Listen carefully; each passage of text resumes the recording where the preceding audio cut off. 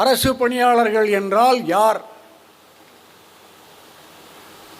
தலைமைச் செயலாளர் IAS அதிகாரிகள் தொடங்கி எல்லா அரசு துறைகளிலும் பணியாற்றக்கூடிய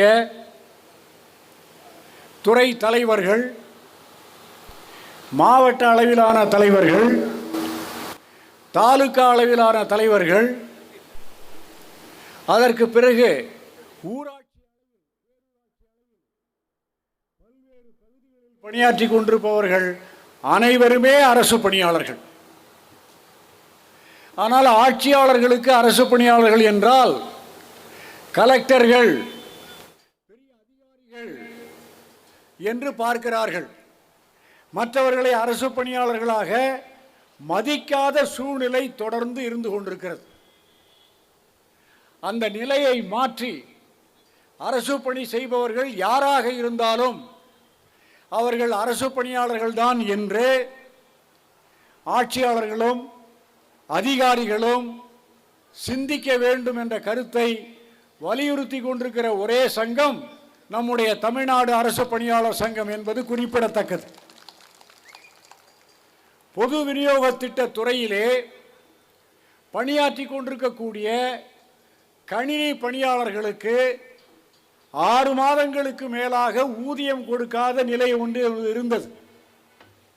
அந்த ஊதியத்தை அவர்களுக்கு தர வேண்டும் என்பதற்காக அரசு பணியாளர் சங்கத்தினுடைய நிர்வாகிகள் TNCSC கமிஷனர் அவர்களை சென்று சந்தித்தோம். அவர்களிடம் இந்த சம்பளம் இல்லாமல் பணியாற்றுகிறார்கள், அவர்களுக்கு சம்பளம் கொடுங்கள் என்று அந்த IAS அதிகாரியை கேட்டோம். அதற்கு அவர் சொன்னார், அவர்கள் அரசு பணியாளர்களே அல்ல அப்படின்னு சொன்னார். நாங்கள் என்ன சொன்னோம்? பொது விநியோக திட்டத்தினுடைய அலுவலகங்களில் பணியாற்றி கொண்டிருப்பவர்கள் யாராக இருந்தாலும் அவர்கள் அனைவரும் அரசு பணியாளர்கள் என்றுதான் சொன்னோம். அதற்கு அவர் சொன்னார், அவுட் சோர்சிங் அடிப்படையில் பணியாற்றி கொண்டிருக்கிறார்கள், அவர்களுக்கு யார் அவர்களை பணியாற்றினார்களோ அவர்களுக்கும் சென்று சம்பளத்தை கேளுங்கள், அவர் மீண்டும் அரசு பணியாளர்களே அல்ல என்று சொன்னார். சாதாரணமாக பேசிக்கொண்டிருந்த எனக்கு சற்று கோபம் வந்துவிட்டது. கவர்மெண்ட் ஆபீஸில் வேலை செய்பவரே அரசு பணியாளர் இல்லைன்னு ஒரு IAS சொல்வதை ஏற்றுக்கொள்ள முடியவில்லை.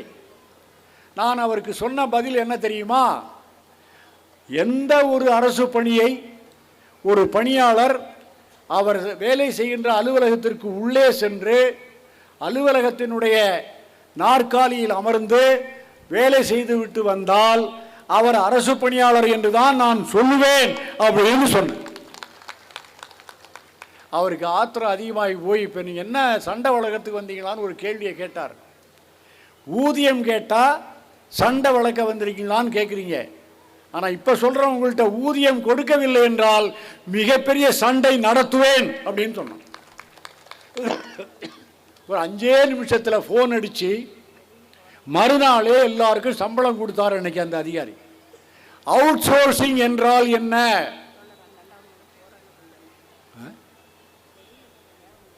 ஏன் அதை பற்றி கவலைப்படுறீங்க? அரசு பணியாளர்களுக்கு சம்பளம் கொடுப்பதற்கு கூட போராட வேண்டிய அவசியம் வந்திருக்குது நிலைமை. அப்போ அரசு பணியாளர்கள் அவுட் சோர்சிங் அடிப்படையில் நியமித்துக் கொண்டிருக்கிறார்கள். அவுட் சோர்சிங் என்றால் என்ன? அரசாங்க பணிகளை வேலை செய்வதற்கு வெளியிலிருந்து ஒரு ஏஜெண்டை நியமித்து அவர் வேலைக்கு ஆள் எடுப்பார், அவர்தான் சம்பளம் கொடுப்பார். மக்கள் வரி பணத்தில் ஊதியத்தை தனியாருக்கு கொடுத்து அந்த தனியார் ஊதியத்தை பணியாளர்களுக்கு கொடுப்பார் என்ற மிக மோசமான, அருவருக்கத்தக்க, நியாயமற்ற ஒரு நிலையை இன்றைக்கு தமிழ்நாட்டிலே சந்தித்துக் கொண்டிருக்கிறோம். இதை எதிர்க்க வேண்டுமா வேண்டாமா? மக்கள் வரி பணத்தில் தான் ஊதியம், அதிகாரிகள் தான் கொடுக்க வேண்டும், தனியார் ஏஜெண்டுகளை கொடுக்க சொல்லுகிறார்கள். அதை எதிர்த்து குரல் கொடுத்து கொண்டிருக்கிற ஒரே சங்கம் நம்முடைய தமிழ்நாடு அரசு பணியாளர் சங்கம் என்பது குறிப்பிடத்தக்கது.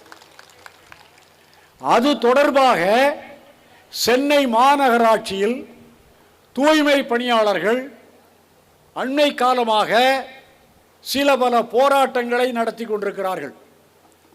அந்த போராட்டம் என்ன என்றால், அவர்கள் வாங்கி கொண்டிருக்கிற சம்பளம் 23,000. 23,000 என்பது இந்த ஊருக்கு பெரிய ஊதியமாக இருக்கலாம்.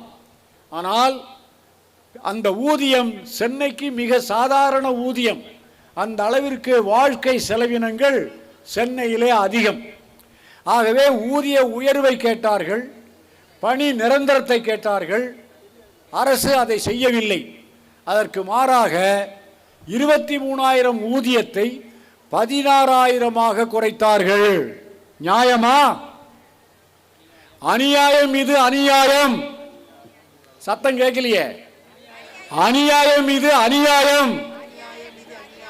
அக்கிரமம். இது அக்கிரமம். எதிர்த்து போராடினார்கள். அடுத்து ஒன்று செய்தாங்க. வேலை செய்வது மாநகராட்சி. இங்கே நீங்கள் ஊராட்சியில் வேலை செய்பவர்கள் வந்திருக்கிறீர்கள், பேரூராட்சியில் வேலை செய்பவர்கள் வந்திருக்கிறீர்கள், சத்துணவு பிடிஓக்களிடம் வேலை செய்பவர்கள் வந்திருக்கிறீர்கள். அவர்களெல்லாம் அங்கே ஊதியம் பெற்றுக்கொண்டு பணி செய்கிறார்கள். அடுத்த உத்தரவு என்ன போட்டாங்கன்னா, ஆந்திராவிலிருந்து ஒரு கம்பெனியை அழைத்து கொண்டு வந்து அவர்கள்தான் இனிமேல் அவர்களுக்கு ஊதியம் கொடுப்பார்கள் என்று ஒரு உத்தரவை தமிழக அரசாங்கம் போட்டது. நியாயமா? நியாயமா? நியாயமில்லை. நியாயமில்லை. தமிழக அரசே நியாயமில்லை. பணியாற்றுவது மாநகராட்சியில், ஊதியம் கொடுப்பது அயல் நாட்டு அண்டை மாநில கம்பெனியா? கூடாது, கூடாது. எதிர்ப்போம், எதிர்ப்போம், எதிர்ப்போம், எதிர்ப்போம், மாற்றும் வரையில் எதிர்ப்போம் என்று குரல் கொடுத்து கொண்டிருக்கக்கூடிய சங்கம் நம்முடைய தமிழ்நாடு அரசு பணியாளர் சங்கம் என்பது குறிப்பிடத்தக்கது. இதை அங்கே அனுமதித்து விட்டால் மாநகராட்சியிலிருந்து நகராட்சிக்கு வரும், நகராட்சியிலிருந்து பேரூராட்சிக்கு வரும், பேரூராட்சியிலிருந்து ஊராட்சிக்கு வரும். அதற்கு பிறகு இப்போது ஊராட்சியில் பஞ்சாயத்து போர்டு பிரசிடென்ட் ஊதியம் கொடுப்பார். அதற்கு பிறகு யாரோ ஒரு தனியார் ஏஜென்ட் ஊதியம் கொடுப்பார். இந்த நிலையை மாற்றுவதில் நாம் முன்னணியில் நின்று போராடி கொண்டிருக்கிறோம். அதற்காக அவர்களை அணி திரட்டி ஆர்ப்பாட்டம் நடத்தி போராட்டங்கள் நடத்தி மாற்ற வேண்டும் என்று பலவிதமான போராட்டங்களை நடத்தி கொண்டிருக்கிறோம். இரண்டாவதாக, ஊராட்சியில் பணியாற்றக்கூடியவர்கள் தூய்மை காவலர்கள் என்று ஒரு பிரிவு, தூய்மை பணியாளர்கள் என்று ஒரு பிரிவு.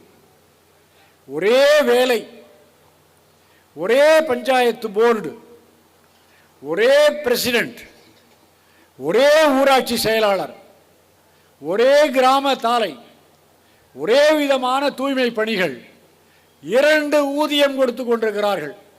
ஒருவருக்கு 7,000, ஒருவருக்கு நாம் போராடியதால் 3,600 இருந்து 5,000 மாறியது. இப்ப சம வேலைக்கு சம ஊதியம் என்பது எல்லோராலும் ஏற்றுக்கொள்ளக்கூடிய அருமையான ஒரு தத்துவம். சமதர்மம், சோசலிசம் என்றெல்லாம் மேடையிலே பேசிக் கொண்டிருக்கிறார்கள்.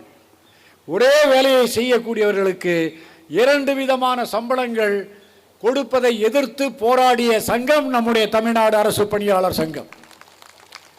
அந்த போராட்டத்தின் விளைவாக 3,600 5,000 மாறியது. மாற்றியவர் மாண்புமிகு தமிழக முதல்வர்.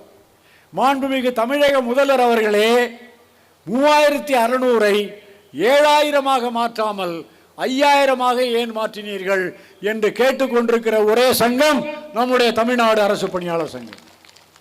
அவன் மாண்புமிகு தமிழக முதல்வர் அவர்களுக்கு இன்னொரு கருத்தை குறிப்பிட ஆசைப்படுகிறேன். ஊராட்சி செயலாளர் பணியிடங்கள் என்ற ஒரு போஸ்ட் உண்டு. அவர்கள்தான் ஊராட்சிகளில் பணியாளர்களுக்கு, தொழிலாளர்களுக்கு ஊதியம் கொடுக்கக்கூடியவர்கள். அவர்களுக்கு ஒரு காலத்தில் 2 விதமான சம்பளம் இருந்தது. உதவியாளர் என்று ஒரு பெயர், இன்னொன்று அங்கே உள்ள வேற ஒரு பெயரில் அதே ஆளுக்கு ஊராட்சி செயலாளருக்கு ஊராட்சி உதவியாளர், ஊராட்சி எழுத்தர் என்று 2 பெயர். ஆனால் 2ம் ஒரே பேர் தான், ஒரே சங்கம்தான். சம வேலைக்கு சம ஊதியம் வேண்டும் என்று அந்த ஊராட்சி செயலாளர்களுக்கு போராட்டம் நடத்தி சம ஊதியத்தை சமமாக 2 பேருக்கும் வழங்கும் உத்தரவை இன்றைய முதல்வர், அன்றைய உள்ளாட்சித்துறை அமைச்சராக இருந்த மாண்புமிகு ஸ்டாலின் ஐயா அவர்கள் என்பது குறிப்பிடத்தக்கது. ஊராட்சி செயலாளர்களே 2 விதமாக இருந்த ஊதியத்தை நம்முடைய போராட்டத்தின் காரணமாக ஒன்றாக இணைத்து கொடுத்த மாண்புமிகு முதல்வர் அவர்களே, அதே தத்துவத்தை, அதே கொள்கையை, அதே நியாயத்தை ஊர் தூய்மை பணியாளர்களுக்கும் தூய்மை காவலர்களுக்கும் சமமான சம்பளம் வழங்க வேண்டும் என்ற கோரிக்கையை நீங்கள் 5 ஆண்டு காலமாக மறுத்து கொண்டிருக்கிறீர்கள். அதனால்தான் இந்த மாநாட்டை நடத்தி வலியுறுத்தி கொண்டிருக்கிறது தமிழ்நாடு அரசு பணியாளர் சங்கம் என்பது குறிப்பிடத்தக்கது.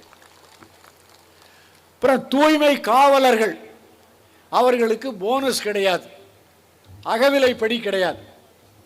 போனஸும் அகவிலைப்படியும் எல்லோருக்கும் கொடுக்க வேண்டும், ஓய்வூதியமும் கொடுக்க வேண்டும். ஒரு குடும்பத்திலிருந்து 2 பெண்கள் திருமணம் செய்து கொடுத்திருக்கிறார்கள் ஒரே வீட்டில். 2 பேருக்கும் வித்தியாசமான சம்பளம், 2 பேரும் ஒரே வேலையை செய்கிறாங்க. ஆனால் ஒருவருக்கு ஊதியம் உயர்வு, ஒருவருக்கு ஊதியம் குறைவு, ஒருவருக்கு போனஸ் உண்டு, ஒருவருக்கு போனஸ் இல்லை, ஒருவருக்கு அகவிலைப்படி உண்டு, ஒருவருக்கு அகவிலைப்படி இல்லை. இந்த இல்லாதவருக்கு என்ன மாதிரியான ஒரு மரியாதை அந்த குடும்பத்திலே இருக்கும் என்று நீங்கள் தெரிந்து கொள்ள வேண்டும். அந்த வித்தியாசத்தை போக்கி தூய்மை காவலர்களுக்கும் அகவிலைப்படி வழங்க வேண்டும், சமமான ஊதியம் வழங்க வேண்டும், போனஸ் வழங்க வேண்டும் என்ற கோரிக்கையை வைத்துக் கொண்டிருக்கிற சங்கம் நம்முடைய தமிழ்நாடு அரசு பணியாளர் சங்கம் என்பது குறிப்பிடத்தக்கது. இவர்களுடைய எண்ணிக்கை என்ன? சுமார் 1 லட்சம் பேர் உள்ளாட்சி நிறுவனத்தில் இவர்கள் பணியாற்றி கொண்டிருக்கிறார்கள். எப்படியெல்லாம் பணியாற்றி கொண்டிருக்கிறார்கள்? கொட்டு மழையிலும் பணியாற்றி கொண்டிருக்கிறார்கள். மழை அங்கி கூட கிடையாது, மழைக்கோட்டு கூட கிடையாது. எச்சி ஈழைகளை எல்லாம் அள்ளி கொண்டிருக்கிறார்கள். தேவையான உபகரணங்கள் கூட கிடையாது. மழை காலங்களில், கொரோனா காலத்தில் சென்று பணியாற்றி இருக்கிறார்கள். எல்லா வேலைகளையும் கொரோனா காலத்தில் செய்த ஒரே பணியாளர்கள் அந்த தூய்மை காவலர்கள். அவர்களுக்கு நியாயம் கேட்டு, மழை கோட்டு கேட்டு நாங்கள் கோரிக்கை கொடுத்துக்கிட்டு இருக்கோம். தினந்தோறும் நான் பணியை குடியிருக்கிற இடத்துல உள்ள பூங்காவில் 7 பெண்கள் மழை கோட்டு இல்லாமல் மழையிலே நனைந்து கொண்டு வந்தே பணியாற்றி கொண்டிருக்கிறார்கள். மாண்புமிகு தமிழக முதல்வர் அவர்களே, உங்களை பார்த்து ஒரு கேள்வி கேட்க ஆசைப்படுகிறேன். அன்றாடம் இலவசம் யாருக்கு கொடுக்கலாம் என்று ஆராய்ச்சி செய்து கொண்டிருக்கிறீர்கள். யாருக்கு பணம் கொடுத்தால் ஓட்டு கிடைக்கும் என்று ஆராய்ச்சி செய்து கொண்டிருக்கிறீர்கள். இந்த ஆராய்ச்சியை நிறுத்திவிட்டு தூய்மை பணியாளர்களுக்கும் தூய்மை காவலர்களுக்கும் நாணயமான நியாயமான சம்பளத்தை வாங்கி அவர்களுடைய ஓட்டை வாங்கி ஆட்சியை பிடிப்பதுதான் உங்களுக்கு நல்லது. ஏழைகளுக்கு இலவசம் கொடுங்கள். இப்போ எங்கள் வீட்டுக்கும் இலவசம் வரும்போது எனக்கு மாதம் 40,000 ரூபா பென்ஷன் வருது. எனக்கு இலவசம் வேண்டாம் என்று நினைக்கிறேன். என்னுடைய மனைவி இலவசம் வாங்க போகிறார். ஏனென்றால் 15ஆம் தேதிக்கு முறை அப்ளிகேஷன் கொடுக்க சொல்லி யாருக்கு வாங்கலையோ அவங்கெல்லாம் கொண்டு வந்து கொடுங்கள் என்று கூவி கூவி இலவசம் கொடுப்பதற்கு அழைக்கிறீர்களே, உழைப்பவர்களுக்கு கொடுக்க மாட்டீர்களா? நீங்கள் அடிக்கடி பயன்படுத்தக்கூடிய அருமை அண்ணர் முன்னாள் முதல்வர் அண்ணாதுரை அவர்கள் ஒரு அருமையான கருத்தினை குறிப்பிட்டிருக்கிறார். தொழிலாளர்களுக்கு விவரங்கள் தெரியாது, தொழிலாளர்களுக்கு நாம் எப்படி உழைக்கிறோம், என்ன செய்கிறோம் என்ற நிலைமைகளெல்லாம் தெரியாது. அவர்களை அழைத்து பேசி அவர்களுக்கு பிரச்சனைகளை எடுத்து சொல்லி அவர்களுடைய கோரிக்கைகளை நிறைவேற்ற வேண்டும். அவர்களை துண்டு துண்டாக உடைத்து விடாதீர்கள் என்று அறிஞர் அண்ணா அவர்கள் 67ஆம் ஆண்டே குறிப்பிட்டார். அந்த அறிஞர் அண்ணா வாழ்க, அறிஞர் அண்ணா வாழ்க. அறிஞர் அண்ணா பேரில் எவ்வளவோ கட்சிகள் வந்து போச்சு. லேட்டஸ்டாக வந்த கட்சி கூட அவர் படத்தை போட்டிருக்காங்க. இன்னும் வரக்கூடிய கட்சிகள்லாம் கூட அவர் படத்தை போட்டுக்கும். படத்தை போட்டு அரசியல் பண்ணுகிற அரசியல் கட்சிகளே, அந்த படத்துக்கு சொந்தக்காரர்களான அண்ணா அவர்கள் தொழிலாளர்களுக்கு சொல்லப்பட்ட அந்த வார்த்தைகளை அமுல்படுத்தியிருக்கிறீர்களா என்று உங்கள் மனசாட்சியை தொட்டு நீங்கள் சிந்திக்க வேண்டும் என்று கேட்டுக்கொள்கிறேன். எவ்வளோ நாளாக கேட்டுக்கிட்டு இருக்கோம்? எனக்கு தெரிஞ்சு 10-15 வருஷமாக கேட்டுக்கிட்டு இருக்கோம். இன்னும் நிறைவேறவில்லை. ஏன்? ஒரே இடத்துல 9 சங்கங்கள், போராடுகிற சங்கங்களும் உண்டு, போராடாத சங்கங்களும் உண்டு, போராடுவது போல் நடிக்கிற சங்கங்களும் உண்டு. நமக்கு போராடுறது யார் நடிக்கிறாங்க, யார் உண்மையிலே போராடுறாங்கன்னே தெரியல. நான் சாமி கும்பிட மாட்டேன், கும்பிடுபவர்களை நான் விமர்சிக்க மாட்டேன். ஆனால் சாமி ஆடுகிற இடத்திற்கு சென்று அதை நான் பார்ப்பேன் ஆண்டுதோறும். திருவிழாவுக்கு முதலாக நன்கொடை கொடுக்கிற ஆளே எங்க ஊர்ல நான் தான் ஃபர்ஸ்ட். அந்த மாதிரி அந்த சாமி ஆடத்தை பார்க்க போய் நிற்பேன். அங்கே வரும்போதே என்ன சொல்லுவாங்க, இவர் ஏன் இங்கே வந்தாரும்பாங்க. நான் சொல்லுவேன், நன்கொடை கொடுத்துருக்குறேன், என்ன நடக்குதுன்னு பார்ப்பதற்கு எனக்கு உரிமை உண்டு. குறை நிறைகள் இருந்தால் நான் உங்களுக்கு சப்போர்ட்டும் பண்ணுவோம், கூடுதலாக பணமும் கொடுப்பேன்னு சொல்லுவேன். இருந்தாலும் இந்த சாமி ஆடும்போது மட்டும் ஏன் கட்டாயம் வரீங்க பாரு. சாமியை தூக்கிறதுக்கு முன்னாடி கரகம் தூக்குவாங்க. கரகம் தூக்குற நேரத்தில் ஒரு சவுண்டு கொடுப்பாங்க. திடீர்னு 2 ஆள் சாமி ஆட ஆரம்பிச்சிருவோம். பார்த்துருக்கீங்களா இல்லையா? கொஞ்ச நேரம் கழிச்சு வேற 2-3 பேர் சாமி ஆட ஆரம்பிப்பாங்க. அப்புறம் அந்த மேளக்காரர் அந்த அடிக்கிற அடியில் சும்மா இருக்கிற ஆளு ஆட ஆரம்பிச்சிருவார். அது 2வது நடக்கும். 3வது ஒன்று நடக்கும், வாட்டர் போட்ட ஆளு ஆட ஆரம்பிச்சிருவார். இதை சாமி ஆடுறத பார்த்தா 3 பேரில் உண்மையிலேயே சாமி ஆடுறவங்க ஒரு குறைவான எண்ணிக்கையில் இருப்பாங்க. அவர்கள் உண்மையிலேயே தெய்வ பக்தியாக இருந்து தெய்வத்தை கும்பிட்டு தெய்வத்தை நம்பி அந்த தெய்வம் நமக்கு செய்யும் என்ற உணர்வில் தங்களுடைய உணர்ச்சிகளை எல்லாம் கட்டுப்படுத்தி உண்மையிலேயே சாமி ஆடுபவர்களும் உண்டு. 2வது சரக்கடிச்சிட்டு சாமி ஆடுபவர்களும் உண்டு. 3வது மோள அடிக்கிற அடியில சாமி ஆடுபவர்களும் உண்டு. பார்த்தீங்களா? அதான் மெயின்ன்றாங்க. என்ன உடனே சொன்ன உடனே இந்த குறிஞ்சிப்பாட்டிலேருந்து மோளம் அடிக்கிற ஆள் வந்திருந்தார் எங்கள் ஊருக்கு. இங்கே யாருக்காவது சாமி அழைக்கணுமான்னு கேட்டார். நான் சும்மா நின்றுக்கிட்டு இருந்தேன். அங்கே உள்ள ஊர் நாட்டார், முடிஞ்சால் இவருக்கு அழைச்சிப்பாருன்னு என்கிட்ட வந்தார். அந்த ஆள், தம்பி நீ தொழிலாளி, உழைத்து ஊதியம் பெறுகிறாய், எந்த அவங்களெல்லாம் மேலே அடிக்கிற மாதிரி 2 மணி நேரம் அடித்தா நம்மளாம் போச்சு உடம்பே, எப்படி தான் அடிக்கிறாங்களோ தெரில, நீ தோத்துற தம்பி வானா, நான் 5 வயசுலேயே அதில் வெற்றி அடைந்தவன், இப்போ வயசு 76, அதனால் என்னை ஒன்றும் பண்ணாத நீ அப்படின்னு சொன்ன பிறகு அவரே போயிட்டார். எதுக்கு சொல்கிறேன்னா, நம்ம நாட்டில் இருக்கக்கூடிய சங்கங்களில் உண்மையான சங்கங்களும் நம்மை போன்ற சங்கங்கள் இருக்கின்றன. மாதம் ஒரு முறை வசூல் பண்ணுவதற்குன்னே சில சங்கம் இருக்கும். மாதம் ஒரு முறை வசூல் கலெக்ட் பண்ணி அதிகாரி, எஸ்டாப்ளிஷ்மெண்ட் கிளார்க்கு இவங்கெல்லாம் பிரிச்சுப்பாங்க, ஷேர் பண்ணிப்பாங்க. அந்த மாதிரி சங்கம்லாம் நம்ம சங்கம் இல்லை. இன்னொரு சங்கம் இருக்குது, எதை வாங்கி கொடுத்தாலும் நான் தான் வாங்கி கொடுத்தேன்னு சொல்கிற சங்கம். நம்ம சங்கம் என்னென்ன வாங்கி கொடுத்துருக்குன்னு உங்களுக்கு தெரியுமோ தெரியாதோ எனக்கு தெரியல. ஆனால் இதை வாங்கி கொடுத்தோம் என்று வசூல் பண்ணாத ஒரே சங்கம் நம்முடைய தமிழ்நாடு அரசு பணியாளர் சங்கம் என்பது குறிப்பிடத்தக்கது. அதனால் சங்கங்களில் உண்மையான சங்கம் எது என்று நீங்கள் அறிந்து புரிந்து செயல்பட வேண்டும். சரிதானா? இப்போ இன்னொன்று சொல்ல போகிற தகவலை நீங்கள் அவசியம் தெரிஞ்சுக்கணும். சத்துணவு பணியாளர்கள் வந்திருக்கிறார்கள், அங்கன்வாடி பணியாளர்கள் வந்திருக்கிறார்கள். இவர்களுக்கெல்லாம் தொகுப்பூதியம் பெறும்போதே அகவிலைப்படி வாங்கி தந்த சங்கம் நம்முடைய தமிழ்நாடு அரசு பணியாளர் சங்கம். இப்போ அவங்களுக்கு சத்துணவு பணியாளர்கள், அங்கன்வாடி பணியாளர்கள் அவங்களுக்கு பணி நிரந்தரம் என்ற கோரிக்கையை கேட்டிருக்கிறார்கள். சிறப்பாக பணியாற்றி கொண்டிருக்கிறார்கள். சிறப்பு காலமுறை ஊதியம் கொடுத்திருக்கிறார்கள். சிறப்பு காலமுறை ஊதியம்னா சாதாரண ஊதியத்தை விட கூடுதலாக இருக்கும்னு நினச்சிக்கிட்டு இருப்போம். சிறப்பு தலைவர்னா அங்கே இப்போ அந்த அம்மா பேருன்னு சுகமதி அவர்கள் மாநில தலைவர், நான் சிறப்பு தலைவர்னா அவருக்கு மேலே எனக்கு அதிகாரம் கொடுத்து உட்கார வச்சுருக்காங்க. ஆனால் நம்ம அரசாங்கத்தில் சிறப்புன்னா தாழ்வு உள்ளது. சிறப்பு என்ற தமிழ் வார்த்தையினுடைய அர்த்தம் கூட தெரியாத அரசுகள் தான் தமிழ்நாட்டில் ஆண்டு கொண்டிருக்கின்றன. சிறப்பு கல்லூரி ஆசிரியர் குறைந்த சம்பளம் சாதாரண ஆசிரியரை விட, சிறப்பு காலமுறை ஊதியம் பெறக்கூடியவர்கள் குறைந்த ஊதியம் மற்ற ஊதியத்தை விட, சிறப்பு என்றால் அதிகம். அப்போ இந்த சிறப்பு காலமுறை ஊதியத்தில் இன்றைக்கு சத்துணவு அங்கன்வாடி பணியாளர்கள் பணியாற்றி ஓய்வு கொண்டிருக்கிறார்கள். இவர்களுக்கு பென்ஷன் வாங்கி தந்த சங்கம் தமிழ்நாடு அரசு பணியாளர் சங்கம், கிராஜுவிட்டி வாங்கி தந்த சங்கம் தமிழ்நாடு அரசு பணியாளர் சங்கம். அதே சத்துணவு திட்டத்தில் இன்றைக்கு காலை உணவை அறிவித்திருக்கிறார்கள். அது சரியா தவறா என்ற விஷயத்திற்கு நான் வரவில்லை. மாலை உணவும் வரப்போகிறது என்ற செய்தியையும் உங்களுக்கு நான் இப்போதே தெரிவித்துக் கொள்கிறேன். காலை மாலை இரவு 3 வேளையும் குடும்பத்தில் உண்ணாமல் வெளியில் சென்று சாப்பிட வேண்டிய சூழ்நிலை தமிழகத்தை நோக்கி நெருங்கி வந்து கொண்டிருக்கிறது.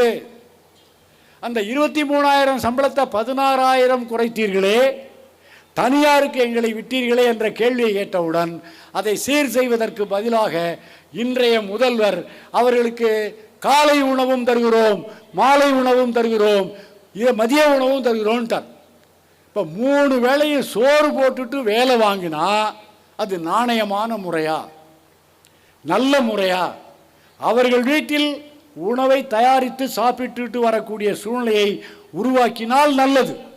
ஆனால் போராட்டத்தை உடைப்பதற்காக 3 வேளையும் சோறு போடுறேன்னா எனக்கு திரும்பி 70ஆம் ஆண்டுக்கு முன்பு நான் செல்ல வேண்டிய அவசியத்திற்கு வந்துவிட்டேன். நான் பிறந்தது 49, 60, 70ஆம் ஆண்டுகளில் கூலி வேலைக்கு வருபவர்களுக்கு உணவு மட்டுமே கொடுப்பார்கள், வேற ஒன்றுமே கொடுக்க மாட்டாங்க. அப்போ கூலி வேலையாக தான் நீங்கள் பணியாளர்களை நடத்தி கொண்டிருக்கிறீர்களே ஒழிய அரசு பணியாளர்களை அரசு பணியாளர்களாக நீங்கள் நடத்தவே இல்லை என்ற குற்றச்சாட்டை மாண்புமிகு தமிழக முதல்வர்கள் முன்னால் தமிழ்நாடு அரசு பணியாளர் சங்கம் வைக்கிறது. 3 வேளையை சாப்பிட்றதுக்கு போய் வரிசையில் நின்னா எவ்வளவு கஷ்டம், எவ்வளவு சிரமங்கள் இருக்கும் என்று சிந்தித்து பார்க்க வேண்டும். அது மட்டுமல்ல, கொசு ஒழிப்பு பணியாளர்கள்னு ஒரு பகுதி வந்திருக்கு. அவர்களுடைய பிரச்சனைகளுக்கும் எந்த விதமான தீர்வும் கிடையாது. அவர்களையும் வேற ஏதாவது வேலைக்கு கூப்பிடுறாங்களே ஒழிய அவர்களுக்கு உள்ள வேலைகளுக்கு உள்ள கருவிகளை கொடுத்து முறையாக அவர்களை வேலை வாங்கி மக்களுக்கு சேவை செய்வதற்கான நல்ல வாய்ப்புகளை உருவாக்காமல் இருந்து கொண்டிருக்கிற ஒரு நிலை இருக்கிறது. இப்பெல்லாம் அரசாங்கத்தில் வேலைக்கு எடுத்தால் வேலைக்கு வந்த பிறகு டெம்பரவரியா, பர்மனண்டா, தொகுப்பூதியமா, மதிப்பூதியமா? ஒரு காலத்தில் வேலைக்கு வந்தால் உடனே கல்யாணம் ஆகும், அரசு வேலை கிடைத்தால் கல்யாணம். இப்போ அரசு வேலை கிடைத்தாலும் கல்யாணம் ஆணாக இருந்தாலும் நடக்கவில்லை, பெண்ணாக இருந்தாலும் நடக்கவில்லை. பெண்ணாக இருந்தால் பர்மனண்டான்னு கேட்குறாங்க, இல்லைன்னா போயிடுறாங்க. டெம்பரவரியான்னு கேட்குறாங்க, ஆமான்னு சொன்னால் அதையும் விட்டு போயிடுறாங்க. அப்போ நிரந்தர பணி நிரந்தரம் வேண்டும்னாங்க. நான் என்ன கேட்குறேன், கூட்டுற தொழிலை யார் உங்களுக்கு வேற ஆள் செய்ய போகிறாங்க இந்த நாட்டில்? இப்போ செய்கிறவங்களை தவிர வேற யாருமே உங்களுக்கு கூட்டுற தொழிலுக்கு வரவே மாட்டாங்க. நிரந்தரம் பண்ணுற வேலையை கூட செய்ய மாட்டேன்னா என்ன அர்த்தம்? பணி நிரந்தரம் கொடுத்தால் 4 இடத்துல கடனாவது வாங்கலாம். பணி நிரந்தரம் கொடுத்தால் கடையில் மாதம் மாதம் கட்டுற மாதிரி பொருள்கள் வாங்கலாம். அந்த பணி நிரந்தரம் கூட கிடைக்காம இருக்குது. மாண்புமிகு முதல்வர் அவர்கள் ஒரு வீட்டில் தெரு ஊர்வலம் போகிறார். ஒரு அம்மா மறித்து கையை நீட்டுது, ஐயா எங்களுக்கு ப்ரமோஷன் கொடுங்க. அந்த அம்மா தூய்மை பணியாளராக இருக்குது, ப்ரமோஷன் கேட்குது. அவர் இங்கே பணி நிரந்தரமே நடக்கலை, ப்ரமோஷன் எப்படி கிடைக்கும்? கையை ஆட்டிகிட்டே போயிட்டு இருக்க. நான் எதுக்கு சொல்ல வரேன்னு கேட்டால், குறைவான ஊதியம் பெறக்கூடிய தொழிலாளர்கள் பணியாளர்கள் அத்துணை பேரும் இன்றைக்கு குடும்பத்தை நடத்துவதற்கு மிக சிரமமான சூழ்நிலையில் வாழ்ந்து கொண்டிருக்கிறார்கள். அவர்களுக்கு நீதி வழங்க வேண்டும் என்று இந்த மாநாட்டின் மூலமாக மாண்புமிகு முதல்வர்களை கேட்டுக்கொள்ள கடமைப்பட்டுள்ளேன். இதை கொடுப்பதற்கு பதிலாக தனியார் மயம் என்று சொல்லுகிறீர்கள். தனியார்கிட்ட போனால் நமக்கு என்ன நிலைன்னு உங்களுக்கு தெரியும். அரசாங்கத்துக்கிட்ட இருக்கும்போதே சில கஷ்ட நஷ்டங்கள் இருக்கின்றன. தனியார்கிட்ட போனால் இன்னும் கஷ்டம் இருக்கும். நம்ம நாட்டில்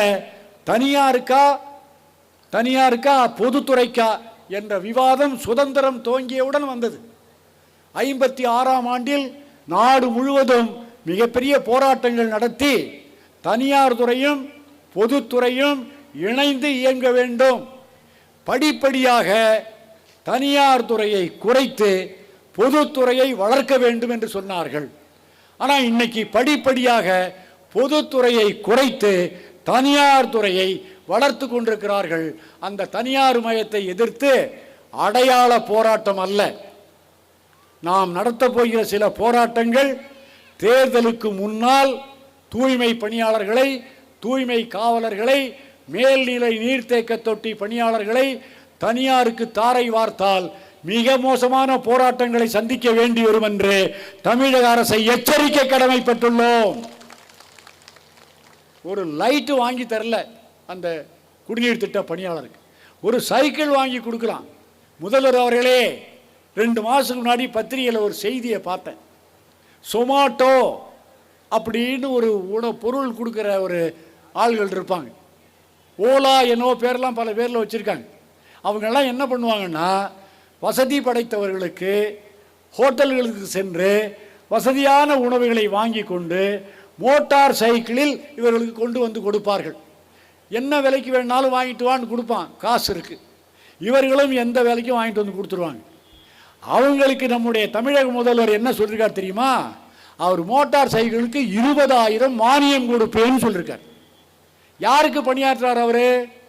ஒரு பெரும் முதலாளிக்கும் ஹோட்டல் முதலாளிக்கும் இடையில் சர்வராக பணியாற்றுகிறார். அவரும் சம்பளம் கொடுக்கணும், இவரும் சம்பளம் கொடுக்கணும். அவங்க 2 பேர்கிட்டையும் சம்பளம் வாங்க வேண்டிய அந்த தொழிலாளிக்கு 20,000 ஸ்கூட்டர் வாங்க பணம் கொடுக்கிறேன் என்று சொன்னீர்களே, வரவேற்கிறேன். அவர்கள் பணியாற்றுவது முதலாளிகளுக்கு, அவர்கள் பணியாற்றுவது மிகப்பெரிய கடை முதலாளிகளுக்கு நடுவில் கொடுக்கிறீர்கள், நாங்களும் வரவேற்கிறோம். அவர்களுக்கே நீங்கள் 20,000 மானியம் கொடுக்கிற போது தூய்மை பணியாளர்களுக்கும் தூய்மை காவலர்களுக்கும் ஓஎச்டி ஆபரேட்டர்களுக்கும் ஒரு சைக்கிள் வாங்குவதற்கு நீங்க மானியம் கொடுக்க தயாரா?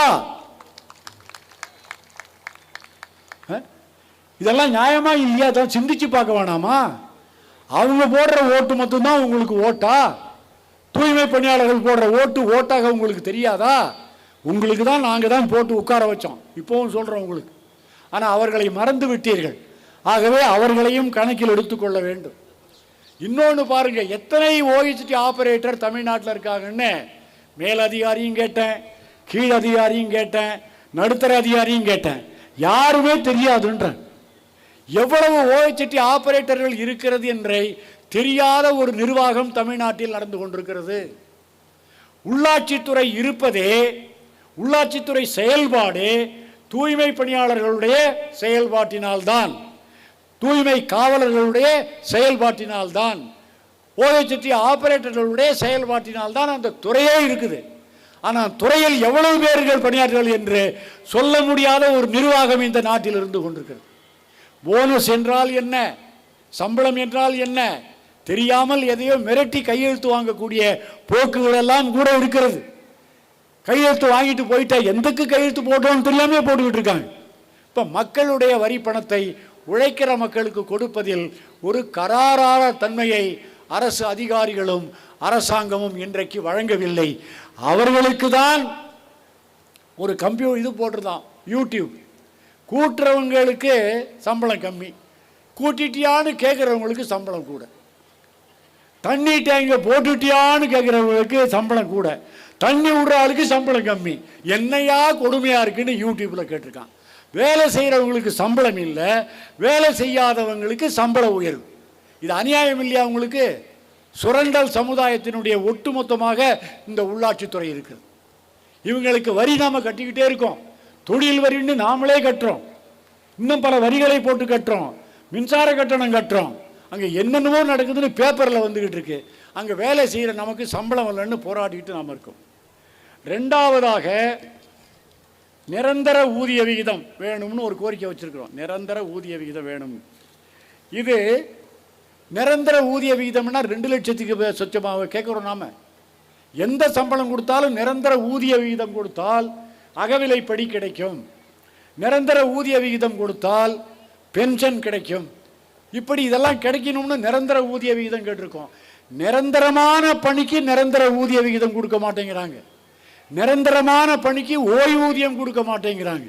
ஆனால் 5 ஆண்டுகளுக்கு ஒரு முறை வரக்கூடிய சட்டமன்ற உறுப்பினர்களுக்கு வருஷா வருஷம் ஊதிய உயர்வு, வருஷா வருஷம் ஓய்வூதியம். மக்களுக்கு சேவை செய்பவர்களுக்கு கொடுக்கறதுல தப்பே கிடையாது, கொடுக்கலாம். ஆனால் இப்போதெல்லாம் மக்களுக்கு சேவை செய்பவர்கள் எந்த அளவிற்கு வசதியானவர்கள் என்று உங்களுக்கு தெரியும்னு நினைக்கிறேன். ஒரு காலத்தில் ஏழையை பார்த்து எம்எல்ஏ ஆக்குவாங்க, ஏழையை பார்த்து எம்பி ஆக்குவாங்க. இப்போ எம்எல்ஏ யார் வர முடியும்? ஒரு 50 கோடி செலவு பண்ணால் எம்எல்ஏ வர முடியும், 100 கோடி செலவு பண்ணால் எம்பி ஆக முடியும்.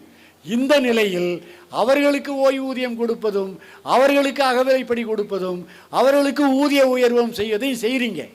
சரி, செய்துட்டு போங்க. ஆனால் அதே சமயத்தில் இந்த மாதிரி அடிமட்டத்தில் உள்ள பணியாளர்களுக்கும் நீங்கள் ஊதிய உயர்வை கொடுக்க வேண்டும் என்ற கோரிக்கைக்காக பலகட்ட போராட்டங்களை தமிழ்நாட்டில் நடத்தியிருக்கிறோம். இதுவரை கொடுக்காமல் இருந்து கொண்டிருக்கிறீர்கள். சத்துணவு திட்டத்தில் காலை உணவில் பணியாற்றக்கூடிய பணியாளர்களையும் மதிய உணவில் பணியாற்றக்கூடிய பணியாளர்களையும் இணைத்து ஒன்றுபடுத்தி அவர்கள் அனைவருக்கும் நிரந்தர ஊதிய விகிதம் வழங்க வேண்டும் என்ற கோரிக்கையை தமிழ்நாடு அரசு பணியாளர் சங்கத்தின் சார்பில் அரசாங்கத்தை வலியுறுத்தி கேட்டுக்கிறோம். அதுக்கு ஒரு பணியாளர், அதுவும் அந்த ரூம் உள்ள அரிசி எடுக்குது, பொறுப்பு எடுக்குது, சமைச்சு போடுது. மத்தியான சோறுக்கு ஒரு பணியாளர், அதுவும் அங்கே பொருள் எடுக்குது, சமைச்சு போடுது. அது ஒரு கணக்கு எழுதுது, இது ஒரு கணக்கு எழுதுது. நீங்கள் ஏதோ ஒரு கணக்கோடு அவங்கள போட்டிருக்கீங்க. எங்களுக்கு அந்த கணக்கெல்லாம் புரியாது. எங்களுக்கு ஒரே கணக்கு, சத்துணவில் காலையில் சமைத்தாலும் மாலையில் சமைத்தாலும் எல்லோரும் ஒன்றாக இணைத்து ஒரு 3 பேரை முறையாக எல்லா இடங்களிலும் நியமனம் செய்து அந்த பணியை சிறப்பாக செய்வதற்கு நீங்கள் ஒத்துழைப்பு அளிக்க வேண்டும் என்று மாண்புமிகு தமிழக முதல்வர் அவர்களை கேட்டுக்கொள்கிறோம். மத்தியானம் சமைக்கிறவர்களுக்கு சம்பளம் கூட, காலையில் சமைக்கிறவர்களுக்கு சம்பளம் குறைச்சேன். சத்தியம்தான் நான் படித்த தத்துவம் அம்மா, சமத்துவம்தான் நான் அறிந்த தத்துவம் அம்மா. சொன்னது யாரு? எம்ஜிஆர். எம்ஜிஆரை பாராட்டுவார் நம்முடைய முதல்வர், அண்ணாதுரையை பாராட்டுவார், ஜெயலலிதாவையும் பாராட்டுவார். இப்போ அப்படி ஏற்பட்ட மாண்புமிகு முதல்வர் அவர்களே, சத்துணவு திட்டத்தில் காலை உணவுக்காரர்களுக்கு 1500 ரூபா தர்றீங்களே, டெய்லி 30 நாள் ஒரு இடத்துல அந்த ஆஃபீஸுக்கு போயிட்டு வர்றதுக்கு 1500 சம்பளத்தை வச்சு அந்த அம்மா தான் என்ன பண்ணும்? கூட வாங்குகிற அம்மாவை பார்த்து முறைக்கும், குறைச்சி வாங்குகிற அம்மாவை பார்த்து சிரிக்கும். இவர்களுக்கு பிரிவினை உண்டு பண்ணி அவங்களை வீணடிச்சுக்கிட்டீங்களே, அவர்களை ஒன்றாக வாழ விடுங்கள், ஒற்றுமையாக வாழ விடுங்கள், பணி நிரந்தரம் செய்து விடுங்கள், நிரந்தர ஊதிய வீதத்தை செய்தே கொடுத்தாக வேண்டும். கேட்கலாமா இல்லையா? சத்தமே கேட்கலையே. கேட்கலாமா இல்லையா? சத்தமே கேட்கல. கொடுக்கலன்னா தேர்தலுக்கு முன்னாடி இன்னும் சத்தமா போராட தயாராகலாமா இல்லையா? தயாராக வேண்டும், தயாராக வேண்டும். தேர்தலுக்கு முன்னால் தயாராக வேண்டும். கொடுத்தால் ஓட்டு போடுவோம், கொடுக்காவிட்டால் வேட்டு வைப்போம். வேட்டு என்றால் குண்டல்ல, ஓட்டு பெட்டியில் போடும் குண்டு. அடுத்தது பாருங்க, ஓய்வூதியம். ஓய்வூதியம் இல்லாம யாராவது இருந்தீங்கன்னா மிக கஷ்டமான சூழ்நிலைக்கு ஆளாகும். ஒரு காலத்தில் எல்லா குடும்பத்திலும் 70-80 வயசு தாத்தாக்களும் பாட்டிகளும் இருந்தார்கள். அவர்களுடைய 60-70 வயசு மகன்களும் மகள்களும் இருந்தார்கள். அவர்களுடைய பேரன்களும் சேர்ந்தே ஒன்றாக வாழ்ந்தார்கள். அப்ப ஓய்வூதியம் இல்லைன்னாலும் அந்த வயசான தாத்தாவுக்கும் பாட்டிக்கும் ஒரு பாதுகாப்பு இருந்தது. இப்போ ஓடி போய் கல்யாணம் பண்ணிக்கலாமா, கல்யாணம் பண்ண உடனே ஓடலாமா? கல்யாணம் பண்ண மறுநாளே கணவன் மனையும் தனி கொடுத்தனும் போயிட்டு தாத்தாவையும் பாட்டியும் அம்போன்னு விட்டுட்டு போயிடுறாங்க. ஓய்வூதியம் என்ற ஒன்று இல்லை என்றால் அவர்களை பார்ப்பதற்கு கூட ஆட்களே இருக்காது. அப்ப அந்த ஓய்வூதியம் யார் யாருக்கெல்லாம் இல்லையோ அரசு பணிகளில் அத்துணை பேர்களுக்கும் ஓய்வூதியம் நீங்கள் கொடுத்தே ஆக வேண்டும். பெண்களாக இருந்தால் 1000 ரூபாய் மாதந்தோறும் கொடுக்குறீங்க, நல்லது, கொடுங்க. அதே மாதிரி ஓய்வூதியம் இல்ல அரசு பணியாளர்களுக்கு ஏன் அந்த 1000 ஓய்வூதியத்தை கொடுக்க கூடாது? ஓய்வூதியம் இல்லாத உள்ளாட்சி நிறுவன பணியாளர்களுக்கு ஏன் அந்த ஓய்வூதியத்தை கொடுக்க முடியாது? உழைக்காதவர்களுக்கே ஓய்வூதியம் கொடுக்கிற மாண்புமிகு தமிழக முதல்வரே, 365 நாளும் உழைக்குபவர்களுக்கு ஏன் ஓய்வூதியம் கிடைக்கவில்லை என்ற கோரிக்கையை முன்வைத்து போராட்டம் நடத்தினோம். கொடுத்தால் பாராட்டுவோம், கொடுத்தால் ஓட்டு போடுவோம், இல்லை என்றால் நிச்சயமாக வேட்டு போடுவோம் என்ற செய்தியை மாண்புமிகு தமிழக முதல்வர்களுக்கு இந்த மாநாட்டின் மூலமாக தெரிவித்துக் கொள்ள கடமைப்பட்டுள்ளோம். அடுத்தது அகவிலைப்படி. எனக்கு அகவிலைப்படி உண்டு, 40,000 பென்ஷன். ஆனால் 2,000 பென்ஷன் சத்துணவு ஆயா. நான் ஏசி ரூமில் பணியாற்றி விட்டு வந்து அழகாக ஜாலியாக இருக்கேன். இந்த சத்துணவு ஆயா மாதம் மாதம் அங்கேயும் இங்கேயும் போய் வேலை செய்துவிட்டு ஓய்வு பெற்று 2,000. இது 500 இருக்கும்போது, 500 தான் ஆரம்பிச்சுது. 500 ஆரம்பிக்கும் போது மாண்புமிகு தமிழக முதல்வர் டாக்டர் கலைஞர் அவர்கள் முதல்வர். அன்றைக்கு இந்த அம்மா மாதிரி நான் அரசு பணியாளர் சங்க தலைவர். அவரை அழைத்து மாநாடு நடத்தி போராட்டங்கள் நடத்தி போராட்டத்தை ஆதரித்த ஒரு முதல்வர் டாக்டர் கலைஞர். இப்போ போராடினா கோபம் வருது எல்லாருக்கும். ஆதரித்தார் அவர். அவர் என்ன பண்ணார் தெரியுமா? இவர்களுக்கெல்லாம் ஓய்வூதியம் கொடுக்க சட்டத்தில் இடமே இல்லைன்னு சொன்னார். சட்டத்தில் இடமிருந்துதான் ஒன்றை கொடுக்க வேண்டும் என்றால் பல பேருக்கு ஒன்றுமே இல்லை சார். ஆரம்பத்தில் ஒன்றுமே இல்லாதான் வராங்க.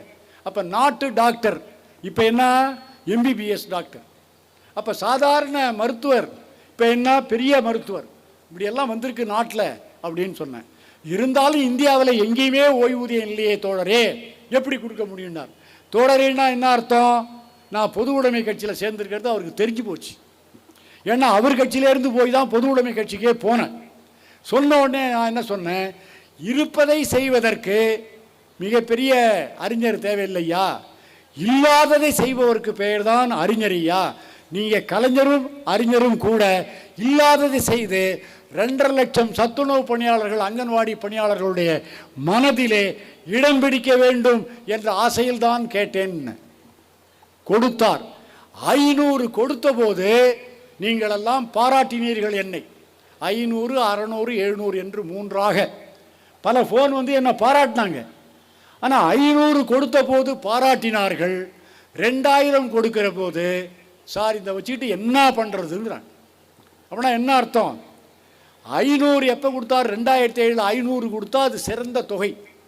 இப்போ 2025 2,000 கொடுத்தால் அன்னைக்கு 500 ரூபாய்க்கு வாங்கிற பொருளை இன்னைக்கு 2,000 கொடுத்தா இல்லை 3,000 கொடுத்தா கூட கிடைக்காது. அந்த அளவிற்கு பணவீக்கம் ஏற்பட்டு அன்னைக்கு இருந்த 500 ரூபா மரியாதை இன்றைக்கு உள்ள 2,000க்கு இல்லை. அது உயர்த்தப்பட வேண்டும் என்ற கோரிக்கை வைத்திருக்கிற ஒரே சங்கம் நம்முடைய தமிழ்நாடு அரசு பணியாளர் சங்கம் என்பது குறிப்பிடத்தக்கது. அதுக்கு அகவிலைப்படியும் கேட்டிருக்கோம், அகவிலைப்படியும் கேட்டிருக்கோம். வேற எந்த சங்கமும் கேட்கல. இதெல்லாம் குறிப்பிடுவதற்கு காரணம், தமிழ்நாடு அரசு பணியாளர் சங்கத்தை ஆரம்பித்த தோழர் நாராயணராவ் அவர்கள் 81ஆம் ஆண்டு இந்த மாதிரி மேடையில் அவர் பேசின பேச்சுக்களை எல்லாம் கேட்டு அதன் அடிப்படையில் தான் நம்முடைய இயக்கங்களை நடத்தி கொண்டிருக்கிறோம். அதில் அவர் என்ன சொன்னார்னா, எல்லா காலங்களிலும் போராட்ட காலங்களாக இருந்தாலும் பேச்சுவார்த்தை காலங்களாக இருந்தாலும் வாதாடினாலும் எப்போதும் அரசு பணியில் உயர்ந்த பிரிவினர்களுக்கு மட்டுமே நீங்கள் வாதாடக்கூடாது, தாழ்ந்த பிரிவினர்களுக்கும் ஓய்வூதியம் இல்லாதவர்களுக்கும் நிரந்தர ஊதிய வீதம் இல்லாதவர்களுக்கும் தொகுப்பூதியம் பெறவர்களுக்கும் ஒவ்வொரு பேச்சுவார்த்தையிலும் நீங்கள் கலந்து கொண்டு பேசி அவர்களுடைய வாழ்க்கையில் முன்னேற்றம் காண வேண்டும் என்று 81 சொன்னார்.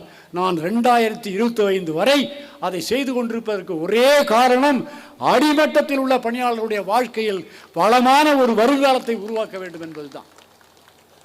அந்த மாதிரி அவர்களுக்குள்ள அந்த அடிப்படை பிரச்சனைகளில் இன்னைக்கு அரசாங்கம் கவனம் செலுத்தாமல் இருந்து கொண்டிருக்கிறது.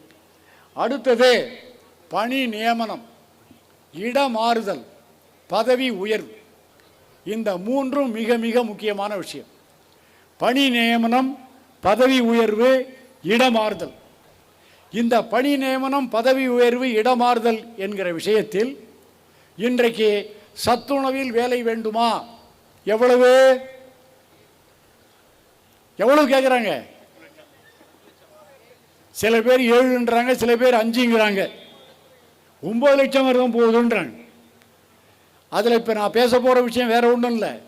இவ்வளவு பணம் கொடுத்து வரவங்க அந்த பணத்துக்கு வட்டி கட்டுறதுக்காவது ஊதியம் இருக்கா? அரசாங்க வேலை வேணும்னு ஆசைப்பட்டு வந்திருக்காங்க. இவ்வளவு உயர்ந்து கொடுத்து அப்பாயின்மெண்ட் போடுறீங்க, அதுக்கும் பணம் தான் வாங்குறாங்க. யார் வாங்குறாங்கன்னு தெரியாது. விஞ்ஞானபூர்வமான ஊழலில் கண்டே பிடிக்க முடியாது. அது நடந்துக்கிட்டே இருக்கு எல்லா இடங்கள்லையும். அதே மாதிரி ரேஷன் கடைக்கு ஆள் போடுறாங்க. ஒரு மாவட்டத்தில் 10, ஒரு மாவட்டத்தில் 12, ஒரு மாவட்டத்தில் 15 வரையும் போயிருக்கு.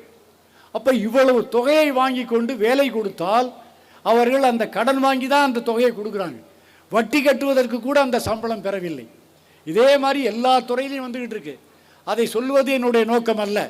இப்படியெல்லாம் வேலை கொடுப்பவர்கள் ஊதியம் பெற முடியாமல், அந்த ஊதியத்தை வைத்துக்கொண்டு வாழ்க்கை நடத்த முடியாமல் தவறு செய்ய தூண்டப்படுகிறார்கள். இந்த நிலையை மாற்றி அவர்களுக்கு நல்ல நியாயமான ஊதியத்தை கொடுக்க வேண்டும். நியமனத்திற்கு பணம் வாங்காத வெளிப்படை தன்மையோடு நியமனங்கள் செய்ய வேண்டும். மார்க் அடிப்படையில் வேலை செய்யலாம். எஸ்எல்சி குவாலிஃபிகேஷனா மார்க் அடிப்படையில் லிஸ்ட்டை வாங்குங்க. யார் உயர்ந்த மார்க் வாங்கினார்களோ அவர்களுக்கு போஸ்ட் ஆஃபீஸில் வேலை கொடுத்தாங்க. அந்த மாதிரி சத்துணவில், அங்கன்வாடியில், நியாய விலை கடையில் மார்க் அடிப்படையில் அந்த குவாலிஃபிகேஷனுக்கு ஏற்ப பணியாளர்களை நியமிக்க வேண்டும் என்ற கோரிக்கையை வைத்திருக்கிற ஒரே சங்கம் தமிழ்நாட்டில் தமிழ்நாடு அரசு பணியாளர் சங்கம் என்பது குறிப்பிடத்தக்கது.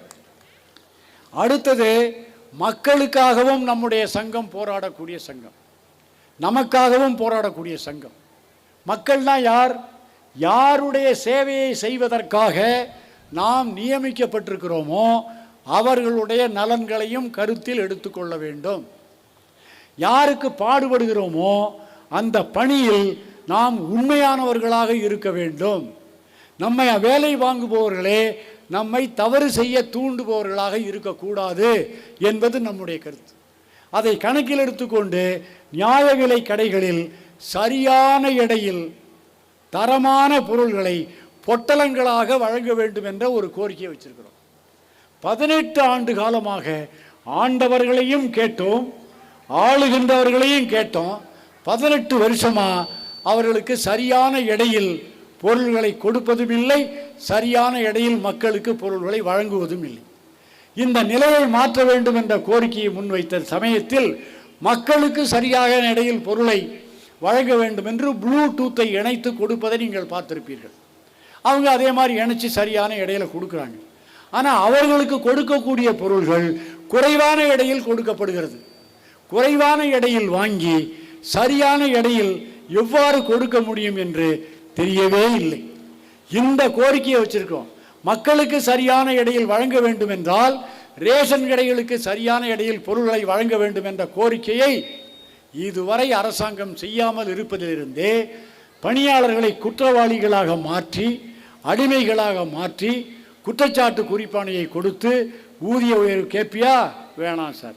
சம்பள உயர்வு கேட்பியா? வேணாம் சார். 1ஆம் தேதி சம்பளம் வேணும்னு கேட்பியா? வேணாம் சார். கேட்டால் உனக்கு சஸ்பெண்ட் வரும் அப்படின்னு சொல்லி உழைக்கிற மக்களை அடிமைப்படுத்தி குற்றவாளிகளாக மாற்றி இருக்கக்கூடிய ஒரு சூழ்நிலை தமிழகத்தில் நடந்து கொண்டிருக்கிறது. அதை மாற்ற வேண்டும் என்ற கோரிக்கையை முன்வைத்திருக்கிறோம். எல்லாவற்றுக்கும் மேலாக அடுத்து சாலை பணியாளர்கள், இந்த நாட்டினுடைய சாலைகளை பராமரிக்கிறவர்கள், அவர்கள் ஒரு 10,000 பேர் வேலைக்கு வந்தாங்க. ஒரு அரசாங்கம் எடுத்தது, இன்னொரு அரசாங்கம் நிறுத்தியது. 41 மாத காலம் அவருக்கு வேலைக்கே வர முடியல. அந்த 41 மாத காலத்தையும் வேலை காலமாக அறிவித்து பண பலன்களை, ஓய்வூதியம் உள்ளிட்ட பண பலன்களை வழங்க வேண்டும் என்று நீதிமன்றம் தீர்ப்பு கூறியிருக்கிறது. அப்போதும் கொடுக்கவில்லை. அவர்களுக்கும் அந்த கோரிக்கை வைத்து போராடி கொண்டிருக்கிற ஒரு பொது சங்கம் தமிழ்நாடு அரசு பணியாளர் சங்கம் என்பது குறிப்பிடத்தக்கது. அடுத்தது டாஸ்மாக். தமிழ்நாட்டிலே ஃபேமஸான டாஸ்மாக் ரொம்ப ஃபேமஸ். எந்த வகையிலன்னா, அரசாங்கத்துக்கு எந்த கஷ்டமும் இல்லாமல், எந்த நஷ்டமும் இல்லாமல், எந்த முதலீடும் இல்லாமல் 50,000 கோடி ரூபாயை அப்படியே அம்போடு கொடுத்துக்கிட்டு இருக்கு மக்களுக்கு, அரசாங்கத்துக்கு. எந்த செலவும் அவங்களுக்கு கிடையாது. இவங்களே 50,000 பணம் கட்டிட்டு தான் வேலைக்கே போயிருக்காங்க. அந்த பணத்தை வச்சு கூட அவங்க முதலீடு பண்ணிக்கலாம். சரக்கு உற்பத்தி பண்ணுறாலும் அப்படிதான். உங்களுக்கு சுரண்டல் என்றால் என்ன என்று இன்னும் இந்த நாட்டு மக்களுக்கு தெரியவில்லை. சுரண்டல் என்றால் என்ன? சுரண்டல் என்றால் வேறு ஒன்றும் இல்லை. ஒரு குவார்ட்டர் பிராந்தி உற்பத்தி பண்ணுவதற்கு 9 ரூபாய் 71 காசு 2 ஆண்டுகளுக்கு முன்பு. இப்போ 20 ரூபா. 20 ரூபா அந்த பிராந்தி, குவார்ட்டர் பிராந்தியை 60 ரூபாய்க்கு 80 ரூபாய்க்கு அரசாங்கம் முதலாளிகிட்ட வாங்குது. நம்ம வீட்டுக்காரங்கள்ட்ட பணம் வாங்கிட்டு போய் 20 ரூபா பொருளை 60 ரூபா கொடுத்து கணவன்மார்களோ மனைவிமார்களோ வாங்கினா வீட்டு உள்ள நுழைய முடியுமா? அறிவு இருக்கா? இன்னும் என்னென்ன தமிழ் வார்த்தை இருக்கோ அவ்வளோ நம்மளை கேட்டு உள்ள சத்தம் அடி ஓங்கி விழும். வெளியே வந்து இவர் அடித்த மாதிரி கவுண்டமணி மாதிரி கத்திக்கிட்டு வெளியே வருவார். விடுவனா ஒன்று அப்படின்னு. அப்போ 20 ரூபா பொருளை 60 ரூபாய்க்கு அரசாங்கம் வாங்கி 150 ரூபாய்க்கு விற்கிறாங்க. இது மிகப்பெரிய சுரண்டல். அந்த சுரண்டல் நடத்துகிற ஒரு அரசாங்கம் அந்த பணியாளர்களுக்கு சம்பள உயர்வு டைம் ஸ்கேல் கேட்டால் இன்னைய வரைக்கும் கொடுக்கல. சட்டத்தில் இடமிருந்தும் கொடுக்கவில்லை, மத்திய சட்டத்தில் இடமிருந்தும் கொடுக்கவில்லை. சட்டத்தையே மாற்றிட்டான் இப்போ அவன். சட்டத்தில் இடமிருந்தும் கொடுக்கவில்லை. எல்லா சட்டத்தையும் தள்ளி போடுங்க. மாண்புமிகு முதல்வர் அவர்களே தேர்தலுக்கு முன்னால் டாஸ்மாக் பணியாளர்களுக்கு 10 ஆண்டு காலம் பணியிருத்திருந்தால் பணி நிரந்தரம் காலமுறை ஊதியம் செய்வோம் என்று சொன்னார். அவர்கள் 23 ஆண்டு காலமாக பணியாற்றி கொண்டிருக்கிறார்கள். இதுவரை அவர்களுடைய அந்த கோரிக்கை ஏற்கப்படவில்லை. பணி நிரந்தரமும் இல்லை, காலமுறை ஊதியமும் இல்லை. இப்போ இன்னொன்று என்ன வந்திருக்குன்னா, அவர்கள் வாழ்க்கையை ஓட்டுவதற்கு நுகர்வோர்களே பார்த்து பணம் கொடுப்பான். ஒரு 1 ரூபா 2 ரூபா அதை வச்சுக்கிட்டு ஓட்டிக்கிட்டு இருந்தாங்க. இதை பார்த்த உடனே பிச்சை எடுக்குமாம் பெருமாள், அதையும் கொடுக்குமா அருமாறுன்னு எல்லா அதிகாரிகளும் சேர்ந்து அந்த பணத்தில் எனக்கு பங்கு கொடுன்னா. ஐயோ வர்றதே 1 2, அதில் உங்கள்கிட்ட கொடுத்தா நாங்கள் எப்படி பிழைக்கிறதுனாங்க. 3ஆ ஏற்றிக்கண்ணா. இன்னொரு அதிகாரி வந்தான் 4ஆ ஏற்றிக்கண்ணா. இன்னொரு அதிகாரி வந்தான் 5ஆ ஏற்றிக்கண்ணா. மொத்தத்தில் 10 வரையும் கொண்டாந்து அதிகாரிகளே நிறுத்திவிட்டான். அந்த பணியாளர்களை கேட்டேன், நீங்கள் நிறுத்த முடியுமான்னு கேட்டேன். நிறுத்தினாலும் அவர்கள் விடமாட்டார்கள், அவர்களுக்காக நாங்கள் வசூல் பண்ணி தான் ஆகணும்ன்றாங்க. இந்த நிலையில் அவர்களை வைத்துக்கொண்டு அந்த பாட்டில் இருக்கு பாருங்க, அந்த பாட்டிலை எங்கேயாவது குடிச்சிட்டு போட்டுறாங்களாம். அந்த பாட்டிலை போடுவதால் விவசாயம் பாதிக்கிறது, சுற்றுப்புற சூழல் பாதிக்கிறது, பொதுமக்கள் காலில் காயம் ஏற்படுகிறது என்பதையெல்லாம் சொல்லி அதுக்கு ஒரு 10 ரூபா வாங்குறாங்க அந்த ஆள்கிட்ட. 150 மேலே 160 கொடுத்தாரா, இது ஒரு 10 ரூபா. அந்த பாட்டில் திருப்பி கொண்டாந்து கொடுத்தா அந்த பணத்தை 10 ரூபாய் திருப்பி கொடுனாங்க. அவங்க வேலை செய்வ தடுமாறிக்கிட்டு இருக்காங்க. பணிப்பழுவு அதிகரிச்சுக்கிட்டே இருக்கு. வாங்க வர ஆள் என்ன சொல்றாரு, 150 ரூபா பணம் வச்சுக்க, ஒரு பாட்டிலுக்கு 10 ரூபாயே பிடின்றார். இன்னொரு ஆள் வந்து என்ன பண்றாரு, 6 பாட்டில் வச்சுக்க, பாக்கி 120 ரூபாய் இந்தா பிடின்றார். இப்போ பணமாக வாங்கிறது, பாட்டிலாக வாங்கிறது, அப்புறம் ஏடிஎம்னு சொல்லுவார் போல் இருக்கு. இப்படி ஒரு வேலையை செய்யறதுனா எப்படி ஏற்பட்ட கஷ்டங்கள் இருக்குன்னு உங்களுக்கு தெரியும். அவர்களுக்கு அந்த பாட்டில் வழங்குவதற்கான பணத்தை அரசு நிர்வாகம் தனியாக ஏற்படுத்தி கொள்ள வேண்டும் என்று சொன்னோம். அந்த கோரிக்கையும் இதுவரை ஏற்காத சூழ்நிலை தொடர்ந்து கொண்டிருக்கிறது. அடுத்தது, இந்த நாட்டில் ஏற்றத்தாழ்வுகளை போக்குவதற்கு 2 முக்கியமான விஷயம். ஒன்று, பொருளாதார ரீதியில் சமத்துவமான நிலையை கொண்டு வருவது. இரண்டாவது, சமூக ரீதியாக அடித்தட்டு மக்களுக்கு எல்லா வகையிலும் வாய்ப்புகளை உருவாக்கி எல்லா பணியிடங்களுக்கும் ஒதுக்கீட்டு கொள்கை செய்ய வேண்டும்னு சொன்னோம். சில துறைகளில் அந்த ஒதுக்கீட்டு கொள்கை பின்பற்றப்படுகிறது, எல்லா துறைகளிலும் பின்பற்றப்படுவது இல்லை. சில துறையில் பார்த்தீங்கன்னா அடிமட்டத்தில் உள்ள தாழ்த்தப்பட்ட, பிற்படுத்தப்பட்ட, மிகவும் பிற்படுத்தப்பட்ட பகுதியினரே செல்ல முடியாத சூழ்நிலையில் இந்த நாடு சென்று கொண்டிருக்கிறது.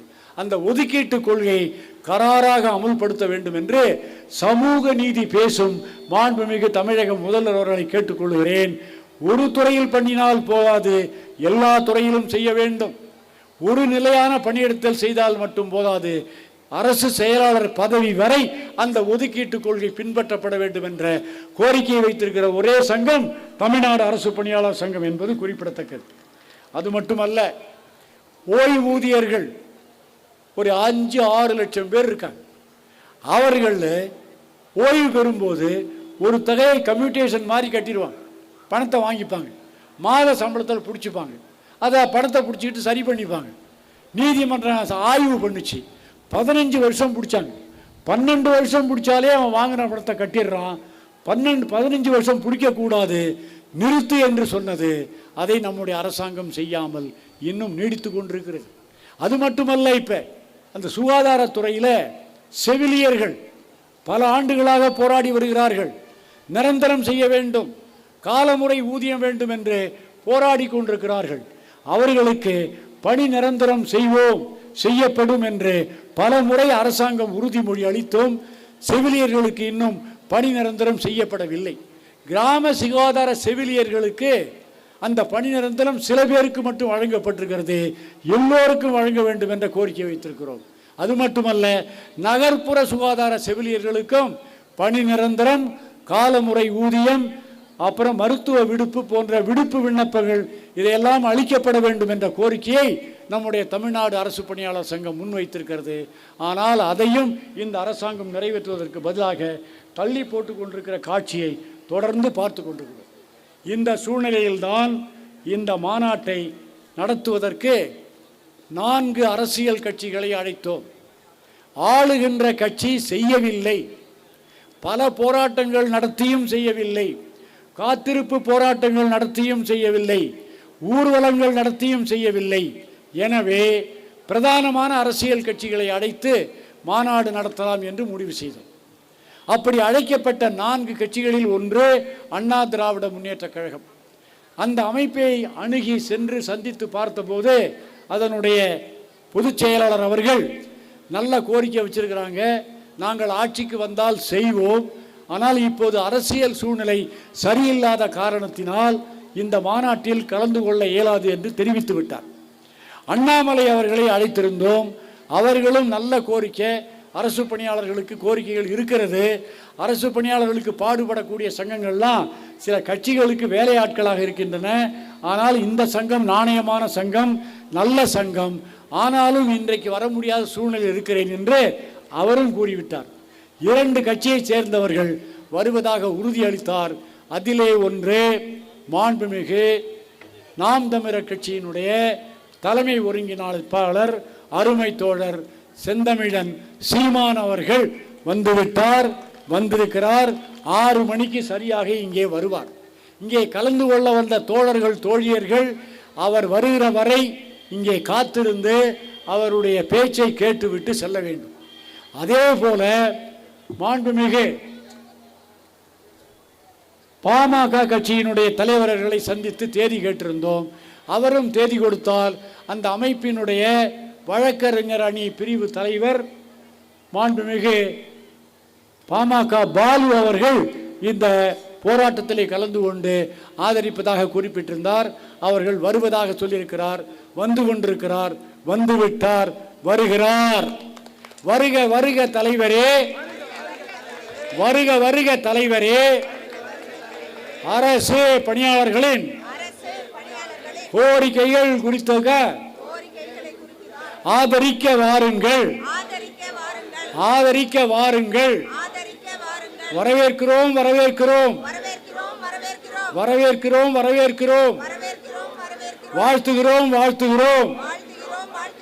எங்கள் சங்க கோரிக்கைகளை உங்கள் கட்சி இயக்கத்தின் மூலமாக நிறைவேற்ற வேண்டும், நிறைவேற்ற வேண்டும், நிறைவேற்ற வேண்டும், நிறைவேற்ற வேண்டும் என்றே கேட்டுக்கொள்கிறோம். வருக வருக தலைவரே, வருக வருக தலைவரே. எங்கள் கோரிக்கைகளை ஆதரிக்க வேண்டுகிறோம், ஆதரிக்க வேண்டுகிறோம்.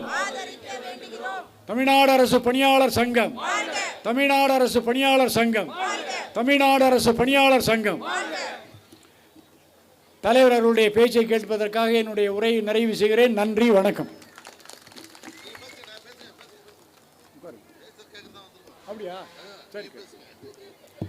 தலைவர் பேச சொல்லிட்டார், நான் பேசிவிட்டேன்னு சொல்லிட்டேன். பேசிய பிறகு ஒரு அறிவிப்பை வெளியிடுவதாக இருந்தேன். அந்த அறிவிப்பை இப்போது வெளியிட்டு விடுகிறோம். நாம் 20 அம்ச கோரிக்கைகளை வைத்திருக்கிறோம். 20 அம்ச கோரிக்கைகளும் தமிழ்நாட்டில் உள்ள 12 லட்சம் பணியாளர்களுடைய எண்ணிக்கை 8 லட்சமாக குறைந்து விட்டது. இதே நிலை நீடிக்குமானால், இதே சூழ்நிலை இப்ப இருக்கிற ஆட்சியை தொடருமானால் அந்த 8 லட்சம் பேர் 6 லட்சமாக குறையுமோ என்ற ஆபத்து ஏற்பட்டிருக்கிறது.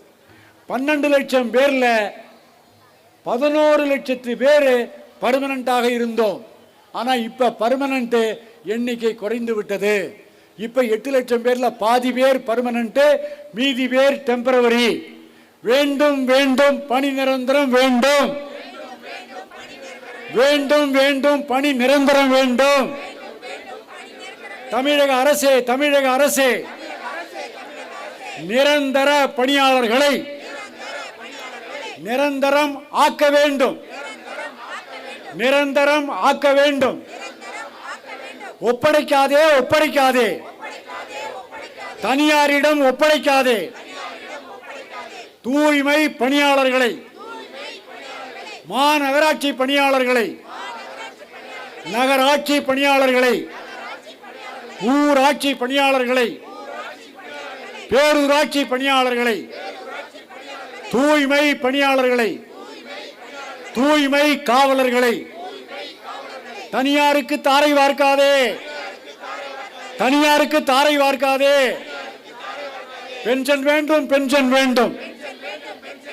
எல்லா பணியாளர்களுக்கும் பென்ஷன் வேண்டும், பென்ஷன் வேண்டும். பாதி பேருக்கு பென்ஷன் உண்டு, மீதி பேருக்கு பென்ஷன் இல்லை. பாதி பேருக்கு அகவிலைப்படி உண்டு, மீதி பேருக்கு அகவிலைப்படி இல்லை. பாதி பேருக்கு போனஸ் உண்டு, பாதி பேருக்கு போனஸ் இல்லை. பாகுபாடு, பாகுபாடு, பாகுபாடு, பாகுபாடு. தொழிலாளர்கள் மத்தியில் பாகுபாடு. பிரிக்காதே, பிரிக்காதே, பிரிக்காதே, பிரிக்காதே. வழங்க வேண்டும், வழங்க வேண்டும். சம வேலைக்கு சம ஊதியம் வழங்க வேண்டும், வழங்க வேண்டும். ஓஹெச்டி பணியாளர்களுக்கும் தூய்மை காவலர்களுக்கும் பணி நிரந்தரம் காலமுறை ஊதியம், ஓய்வூதியம், போனஸ், அனைத்து சலுகைகளும் வழங்க வேண்டும். விடமாட்டோம், விடமாட்டோம். தேர்தலுக்கு முன்பு வழங்காவிட்டால் விடமாட்டோம், விடமாட்டோம். இப்ப கடந்த பல விஷயங்களை உங்கள்கிட்ட பேசியிருக்கோம். தலைவர் அப்ப இல்லை. இப்ப ஒரு முக்கியமான கோரிக்கைகளை சிலதை மட்டும் வலியுறுத்தி 20 அம்ச கோரிக்கைகளை வலியுறுத்தி நடக்கக்கூடிய போராட்டங்கள் ஒரு பக்கம் இருந்தாலும் தலை போற மாதிரி சில விஷயங்கள் அரசு பணியாளர்களுக்கு இருந்து கொண்டிருக்கின்றன. அதை உடனடியாக அறிவிக்க வேண்டும் என்று ஒரு போராட்டத்தை இங்கே அறிவிக்க போகிறோம். என்ன அந்த 5 கோரிக்கைகள் என்று நீங்க பார்க்கணும். சென்னை மாநகராட்சியில் தூய்மை பணியாளர்களை ஊதியத்தை குறைத்து தனியார்மயமாக்கிய உத்தரவுகளை தமிழக அரசு மீண்டும் திரும்ப பெற வேண்டும். கேட்கலாமா இல்லையா? வழங்கிய சம்பளம் 23,000, 17,000 குறைத்தார்கள். கேட்டது பணி நிரந்தரம், கொடுத்தது ஊதிய குறைப்பு. நிர்வாகத்தை தனியார் கம்பெனிக்கு விட்டுவிட்டார்கள். தனியார் மயமாக்காதே, தனியார் மயமாக்காதே.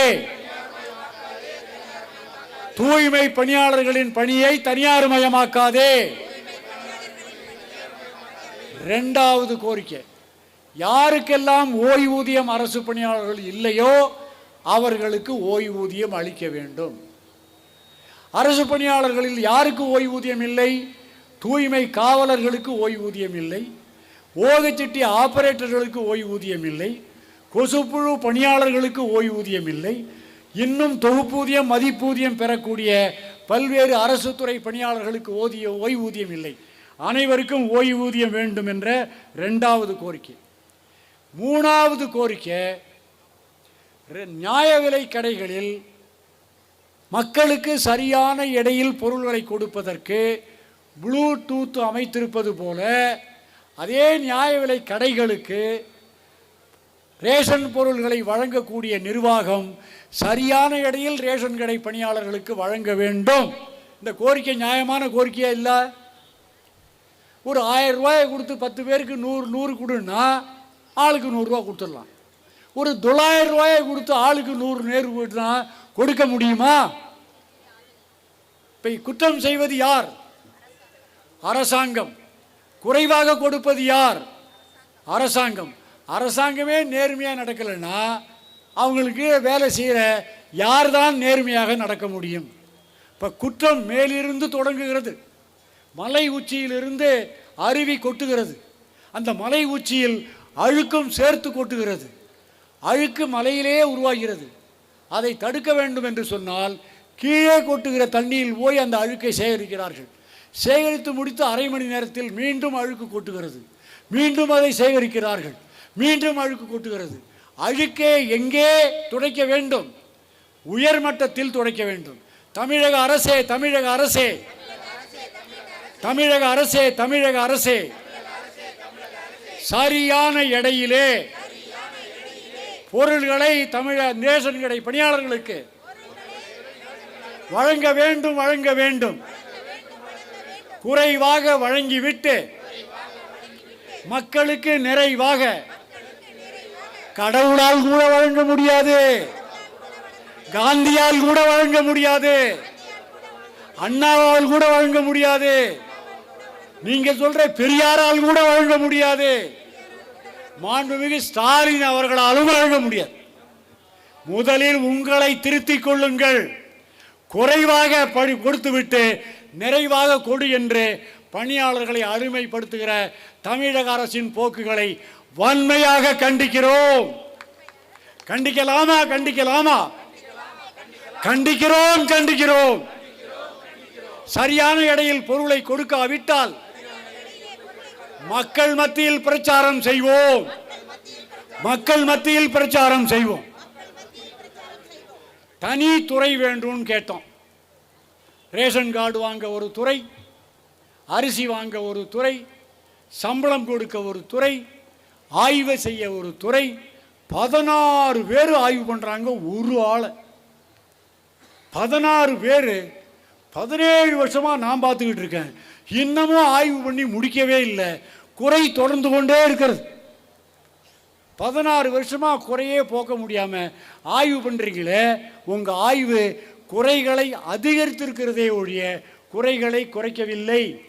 ஒரு ஆள் ஆய்வு செய்தால் ஏதோ கொடுத்து அனுப்பிச்சிடலாம். 2 பேர் ஆய்வு செய்தால் சமாளித்து கொடுக்கலாம். 3 பேர் ஆய்வு செய்தால் கொஞ்சம் கஷ்டப்பட்டு கொடுக்கலாம். 21 பேர் ஆய்வை சொல்லியிருக்கீங்களே, நீங்கள் யோக்கியமாக சரியான இடையில் பொருளை கொடுத்திருக்கிறீர்களா? ஆய்வு செய்யப்பட வேண்டியது நியாய விலைக்கடை பணியாளர்கள் அல்ல. ஆய்வு செய்யப்பட வேண்டியது தமிழ்நாட்டில் உள்ள குடோன்கள், டிஎன்சிஎஸ்சி குடோன்கள், அதை வழங்குகின்ற அதிகாரிகள், வழங்குவதற்கு உத்தரவு போடுற உணவுத்துறை அமைச்சர், இவர்களைத்தான் ஆய்வு செய்ய வேண்டும். ஆய்வு செய், ஆய்வு செய். தமிழக அரசின் குடோன்களை ஆய்வு செய், ஆய்வு செய். எல்லா மூட்டையிலும் எடை குறைவு. எடையை குறைத்து கொடுத்து பணியாளர்களை பாழடிக்காதே, பணியாளர்களை பாழடிக்காதே. அது 3வது கோரிக்கை. 4வது டாஸ்மாக். முதல்வர் என்ன சொன்னார்? 10 ஆண்டு காலம் பணியாற்றினா தேர்தல் வாக்குறுதியில் நிரந்தரம்னு சொன்னார். அவங்க 23 வருஷம் பணியாற்றிட்டாங்க. பாட்டில் அங்கேயும் இங்கேயும் கிடக்குது, அதுக்கு ஒரு 10 ரூபா அந்த அவங்கள்ட்டே வாங்கினாங்க. சொன்ன மாதிரி தலைவருக்கு அவருக்கே தெரியும். டாஸ்மாகில் அவரும் சங்கம் வச்சுருப்பார், அவரும் பார்த்துருப்பார். 20 ரூபா உற்பத்தி பொருளை 60 ரூபாய்க்கு வாங்கி 120 ரூபாய்க்கு விற்க சொல்லி, அதுக்கு மேலே ஒரு 10 ரூபா வாங்கி, அதுக்கு மேலே ஒரு 10 ரூபா வாங்கி, அந்த நுகர்வோர்கள் யார்? எல்லோரும் நம் நாட்டில் உழைக்கக்கூடிய தொழிலாளர்கள், எல்லோரும் இந்த நாட்டில் விவசாயிகள். அவர்களை அதிகமாக சுரண்டுறது. நான் கூட டாட்டா சுரண்டுகிறார் என்று நினைத்தேன், பிர்லா சுரண்டுகிறார் என்று நினைத்தேன், அம்பானி சுரண்டுகிறார் என்று நினைத்தேன், அதானி சுரண்டுகிறார் என்று நினைத்தேன். அவர்களெல்லாம் சுரண்டி கொண்டிருக்கிறார்கள். அவர்களை விட அதிகமாக சுரண்டுபவர்கள் ஆட்சியாளர்கள். ஆட்சியாளர்னா ஒரு பயம் இருக்கு. பயப்படவே பயப்படாதுங்க. யார் தப்பு செய்தாலும் தட்டி கேட்பது தான் நம்முடைய வேலை. அப்போ 20 ரூபா பொருளை 60 ரூபாய்க்கு வாங்கி 120 ரூபாய்க்கு விற்க சொல்லி அவங்கள சுரண்டி ஒரு 10 ரூபா வாங்கி அந்த 10 ரூபாயை பாட்டில் கொடுக்கும்போது திருப்பி கொடுன்னா டிஜிட்டலில் போடணுமா, பணமும் கொடுக்கணுமா, பாட்டிலுக்கு கொண்டாந்து கொடுக்கணுமா. ஒரு குவார்ட்டர் வாங்க வந்தால் பாண்டியில் அழகாக வாங்கிட்டு போய் சாப்பிட்டு சத்தம் காட்டாத போய்கிட்டு இருக்காங்க. இங்கே சத்தங்க வாங்க வர ஆள் 100 ரூபா பணமாக கொடுக்குறாரு, ரூபாய் இமெயில் அனுப்புகிறாரு, 10 ரூபாய்க்கு பாட்டில் கொடுக்குறாரு. என்ன வேதனை அது? இதை மாற்ற வேண்டும்னு சொல்கிறோம், மாற்றவே இல்லை. அந்த 10 ரூபாயை ஏன் மாற்றலைன்னு கேட்டிங்கன்னா, அந்த 10 ரூபாயை இவங்க மூலமாக வாங்கி அங்கே உல்டா பண்ணி பல கோடி ரூபா ஊழல் செய்வதற்கு வசதியாக இருக்குது. அந்த வசதிக்கு ஒரு 25,000 பணியாளர்களை பழி வாங்குகிற தமிழக அரசே காலில் பாட்டில் பணிகளை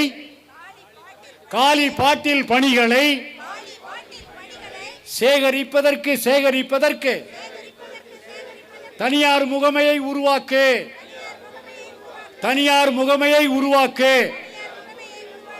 என்று தமிழக அரசை கேட்டுக்கொள்கிறோம். இது 4வது. 5வது, பணி நியமனம், இடமாறுதல், பதவி உயர்வு. இந்த 3 பெரிய விஷயம். தலைவர் வர்றதுக்கு முன்னாடி நான் பேசிட்டேன், உங்களுக்கு தெரியும். சுருக்கமாக சொல்கிறோம். எப்போ பார்த்தாலும் பேப்பரில் பார்த்தா வேலை வாங்கி தரேன்னு மோசடி பண்ணிட்டாங்க, பல லட்சம் வந்துக்கிட்டே இருக்கு. எங்கே வேலை வாங்கி தரேன்? சத்துணவில் வேலை வாங்கி தரேன். எங்கே வேலைக்கு வாங்கி தரேன்? ரேஷன் கடையில் வாங்கி தரேன். எங்கே வேலை வாங்கி தரேன்? அங்கன்வாடியில் வாங்கி தரேன். எங்கே வேலை வாங்கி தரேன்? நகராட்சியில் வாங்கி தரேன். இப்படியெல்லாம் பேப்பரில் வந்துக்கிட்டே இருக்கு. யார் வாங்குறாங்க? இதற்கான வியாபாரத்தை துவக்கி வைப்பவர்கள் யார்? யாரோ ஒருத்தன் வாங்குறான், எங்கேயோ கொண்டு கொடுக்குறான், எப்படியோ வேலை வருது. அப்போ அப்பாயின்மெண்ட்டும் போது நேர்மையாக அப்பாயின்ட் பண்ணாதான் அந்த ஆள் நேர்மையாக பணியாற்றுவான். வேலைக்கு வரும்போதே இப்போ எப்படி பண்ணுறாங்கன்னா, நான் கிராமத்தில் பிறந்தவன் வாழ்ந்தவன், ஆடு மாடெல்லாம் ஏறு ஓட்டுவதற்கு பழக்கியவன். அந்த காளை மாட்டை பிடிச்சி கொண்டாந்து அதனுடைய மூக்கில் குத்தி கயிறை மாட்டி இழுத்து அதை கரெக்ட் பண்ணி வண்டி ஓட்டுவோம், ஏறு ஓட்டுவோம், அதை பழக்கிடுவோம், அதை காயடிச்சு விடுவான். இவ்வளவும் பண்ணி அதை பழக்கி அதை விடுவான். அதுக்கு பிறகு ஏறு ஓட்டும், வண்டி இழுக்கும், எல்லாம் பண்ணும். சென்னையில் ஒரு தரம் பார்த்தேன், மாடு வண்டி போய்கிட்டே இருந்தது. சிக்னல் விழுந்தவுடனே தானாக நிற்கிது அந்த மாடு. சிக்னல் போட்டு பச்சை லைட்டு விழுந்தோடனே தானாக போகுது.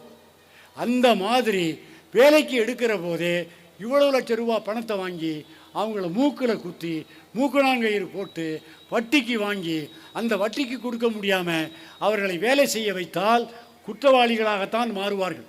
நான் இது எல்லா கூட்டங்கள்லையும் சொன்னேன். இந்த நாடு சுதந்திரம் அடைந்தவுடன் தமிழகத்தில் சட்டமன்ற தேர்தல் நடந்தது. உலகம் பூராவும் இந்தியா பூராவும் காங்கிரஸ் ஜெயித்தது. காங்கிரஸ் தோற்ற ஒரே இடம் தமிழ்நாடு. 52ஆம் வருஷம் அவர்களுக்கு ஆதரவு தேவைப்பட்டது. அடுத்த தலைவரும் வந்துவிட்டார்.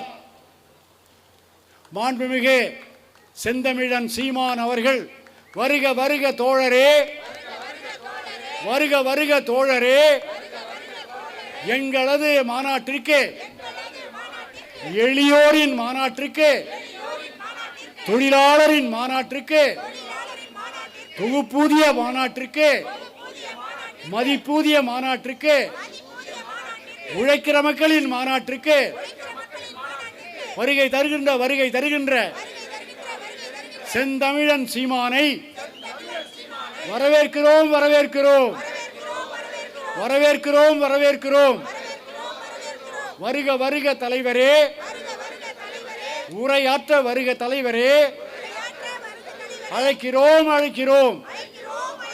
பணியாளர் சங்கத்தின் சார்பில் அழைக்கிறோம் அழைக்கிறோம்.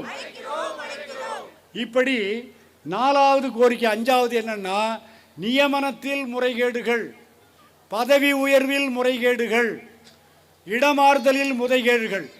இந்த முறைகேடு ஆரம்பத்திலே துவங்கி விடுவதால் அவர்கள் ஆயுள் முழுவதும் முறைகேடு செய்வதற்கான நிர்பந்திக்கப்படுகிறார்கள்.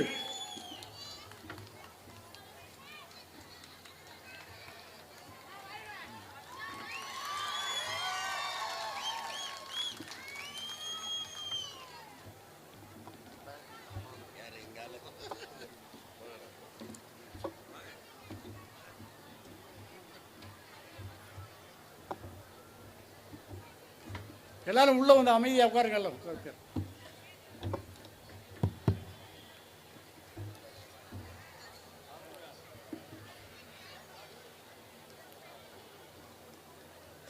கடந்த பல ஆண்டுகளாக நம்முடைய நியாயமான கோரிக்கைகளுக்காக பல்வேறு கட்ட போராட்டங்களை நடத்தி, சென்னைக்கு சென்று காத்திருப்பு போராட்டம் நடத்தி, வேலை நிறுத்த போராட்டம் நடத்தி, மறியல் போராட்டம் நடத்தி, ஜெயிலுக்கெல்லாம் சென்றும் கூட நம்முடைய கோரிக்கைகள் நிறைவேற்றப்படாத சூழ்நிலை இருந்து வருகிறது. இந்த நிலையை மாற்றுவதற்காக தமிழகத்திலே வெறும் போராட்டங்களை பெயரளவுக்காக நடத்தி கொண்டிருக்கிற ஒரு நிலையில்தான் பல்வேறு சங்கங்கள் இருக்கின்றன. ஆனால் நம்முடைய சங்கம் தொடர்ந்து பல போராட்டங்களை நடத்திவிட்டு நம்முடைய கோரிக்கைகளுக்காக அடையாள போராட்டம் நடத்தாமல், ஆளுங்கட்சி அதை சேர்ந்த அமைப்புகள் எல்லாம் நம்முடைய கோரிக்கைகளை ஆதரிக்காத காரணத்தினால் நம்முடைய தமிழ்நாடு அரசு பணியாளர் சங்கம் மட்டும் தமிழகத்தில் முதல் முறையாக, ஏற்கனவே நடந்திருந்தாலும் தற்காலத்தில் எதிர்க்கட்சி தலைவர்களை அழைத்து மாநாடு நடத்த வேண்டும் என்று முடிவெடுத்திருக்கிற ஒரே சங்கம் நம்முடைய தமிழ்நாடு அரசு பணியாளர் சங்கம். அந்த அமைப்பு 20 அம்ச கோரிக்கைகளை கொடுத்திருந்தாலும் இப்போது 5 அம்ச கோரிக்கைகள் மிக அவசியமானதாக இருப்பதால் அந்த 5 கோரிக்கைகளை வலியுறுத்தி இந்த மாநாடு முடிவதற்குள் ஒரு போராட்ட திட்டத்தையும் அறிவிக்க இருக்கின்றோம் என்ற செய்தியை தெரிவித்து, இந்த 5 கோரிக்கைகளை மட்டும், எல்லா கோரிக்கைகளையும் தலைவர்கள் படித்திருப்பார்கள், அந்த 5 முக்கியமான கோரிக்கைகளை முதல்ல சொல்லிடுறோம், அவர்களுடைய கவனத்திற்கு கொண்டு வருகிறோம். அவர்கள் செல்கிற இடமெல்லாம் நம்முடைய கோரிக்கைகளை பேசி நாமை ஆதரிக்க வேண்டும், நாமும் தேவைப்பட்டால் அவர்களை ஆதரிப்போம், அவர்களும் நம்மை ஆதரிக்க வேண்டும், நாமும் அவர்களை ஆதரிக்க வேண்டும். ஒரு பரஸ்பரம். 1வது கோரிக்கை, சென்னை மாநகராட்சியில் பணி நிரந்தரம் காலமுறை ஊதியம் கேட்ட தூய்மை பணியாளர்களுக்கு வழங்கப்பட்ட 23,000 ஊதியத்தை 16,000 குறைத்து, மாநகராட்சி நிர்வாகத்தில் இருந்த அந்த ஆயிரக்கணக்கான தொழிலாளர்களை ஆந்திர மாநிலத்து கம்பெனிக்கு தாரை வார்த்த தமிழக அரசின் உத்தரவுகளை திரும்ப பெற வேண்டும் என்பது 1வது கோரிக்கை. இதை அனுமதித்தால் 1,00,000 தொழிலாளர்கள், 1,50,000 தொழிலாளர்கள், மாநகராட்சி, நகராட்சி, பேரூராட்சி, ஊராட்சி, அங்கே உள்ளவர்கள், அங்கே உள்ள தொழிலாளர்களும் இதே நிலைக்கு ஆளாக்கப்படுவார்கள். 2வது கோரிக்கை, ஓய்வூதியம் பழைய திட்டம் மீண்டும் வழங்க வேண்டும், ஓய்வூதியம் இல்லாதவர்களுக்கு ஓய்வூதியம் வழங்க வேண்டும், ஓய்வூதியத்திற்கும் அகவிலைப்படி வழங்க வேண்டும் என்ற கோரிக்கைகளை வலியுறுத்துகிறோம். 2வது. 3வதாக, சரியான எடையில் தரமான பொருள்களை பொட்டலங்களாக தமிழக அரசு பொது விநியோக திட்டத்தில் வழங்க வேண்டும். வைக்கலாமா இந்த கோரிக்கையை? தரமான பொருள்கள் மக்களுக்கு, சரியான எடையில் மக்களுக்கு, சரியான எடையில் தரமான பொருள்களை பொட்டலங்களாக வழங்க வேண்டும். இந்த பொட்டலமாக ஏன் வழங்க சொல்கிறோன்னு கேட்டிங்கன்னா நாங்கள் ஆச்சரியப்படுவீங்க. பொட்டலமாக இவங்க வழங்கலை, மூட்டை மூட்டையாக கொடுக்குறாங்க, எடை போட்டு கொடுக்குறாங்க. எடை போடும்போது ஏதோ கீழே இறஞ்சி கிடக்கும் பொருள்லாம், அதுக்கு சேதார கழிவு கேட்டோம், கொடுக்கவே இல்லை. ஆனால் இதே தமிழக அரசு சேதார கழிவு பணியாளர்களுக்கு கொடுத்ததாக சொல்லி 1,900 கோடி ரூபா, 2,000 கோடி ரூபாய் சேதார கழிவு கொடுக்கப்பட்டதாக தெரிவிக்கப்பட்டிருக்கிறது. அவ்வாறு வழங்கப்படவில்லை என்று நான் சொல்லவில்லை. அகில இந்திய auditor general, comptroller and auditor general of India, CAG என்ற உயர்ந்த இந்தியாவினுடைய ஆடிட்டர் அமைப்பே தமிழகத்தில் அறிக்கையாக வெளியிட்டு விட்டு சென்று கொண்டிருக்கிறது. 2,000 கோடி ரூபா தப்பு நடந்திருக்கு இன்னை வரைக்கும் எந்த. ஆகவே அந்த பொது விநியோக திட்டத்திற்கு தனித்துறை என்பது ஒரு கோரிக்கை. அதே மாதிரி அவர்களுக்கு ஊதியம் அரசு பணியாளர்களுக்கு வழங்குவதை போல பல சலுகைகளை வழங்கியிருந்தாலும் சம்பளமும் அரசு பணியாளர்களைப் போல வழங்க வேண்டும் என்ற கோரிக்கையும் வலியுறுத்த போகிறோம். 5வதாக, டாஸ்மாக் பணியாளர்களுடைய பிரச்சனை. அவர்களுக்கு 10 ஆண்டு காலம் பணி முடித்தால் பணி நிரந்தரம் என்று சொன்னார்கள். 23 ஆண்டு காலம் வேலை செய்த பிறகும் பணி நிரந்தரம் இல்லை, காலமுறை ஊதியம் இல்லை. அதோடு மட்டுமல்ல, தொழிற்சங்க சட்டங்களே இடமிருந்தன, அதையும் அமல்படுத்தவில்லை. தொழிற்சங்க சட்டத்தையும் மதிக்கவில்லை. முதல்வர் அவர்களே சொன்ன தேர்தல் அறிக்கையும் மதிக்கவில்லை. 23 ஆண்டு காலம் அப்படியே தொகுப்பு விதத்திலே பணியாற்றி கொண்டிருக்கிறார்கள். அவர்களுக்கு இப்போ கூடுதலாக என்ன கொடுத்துருக்காங்கன்னு கேட்டால், காலி பாட்டில்களை வாங்க வேண்டும், அதற்கு 10 ரூபாய் வசூலிக்க வேண்டும், மீண்டும் அவர்களுக்கு கொடுக்க வேண்டும். அவர்களுக்கு இருக்கக்கூடிய பணி பளுவில் தனி முகமை மூலம் தனி பணியாளரை நியமித்து வாங்க வேண்டும் என்று சொல்கிறார்கள். ஆனால் இந்த பணியாளர்களுக்கே அந்த பணியை செய்ய சொல்லி வலியுறுத்துவதன் மூலமாக 36,000 பேர் பணிக்கு வந்தார்கள். அந்த துறையில் சேர்ந்த காரணத்தினால் சுமார் 10,000 பேர் செத்து இன்றைக்கு இருக்கக்கூடியவர்கள் 16,000 பேர். அவர்களிலும் வாட்ஸ்அப்பை திறந்தால் 2 பேர் செத்துக்கிட்டே இருக்காங்க. சுகாதாரமற்ற சூழ்நிலை. எனவே அவர்களுக்கு காலிபாட்டில் பணிகளை நிர்பந்திக்கக்கூடாது என்ற கோரிக்கை. இறுதியாக 5வது முக்கியமான கோரிக்கை, நியமனத்தில், இடமாறுதலில், பதவி உயர்வில் ஊழல் இல்லாத, வெளியார் தலையீடு இல்லாத அரசாணைகள் படியான நிர்வாகம் வர வேண்டும். இந்த 5ம் முத்தான கோரிக்கைகள்.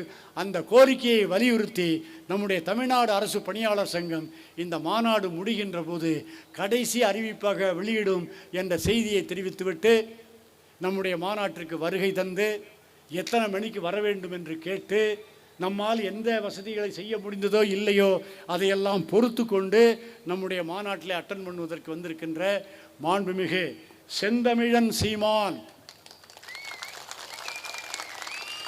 செந்தமிழன் என்று சொல்வதற்கு ஒரு காரணம்.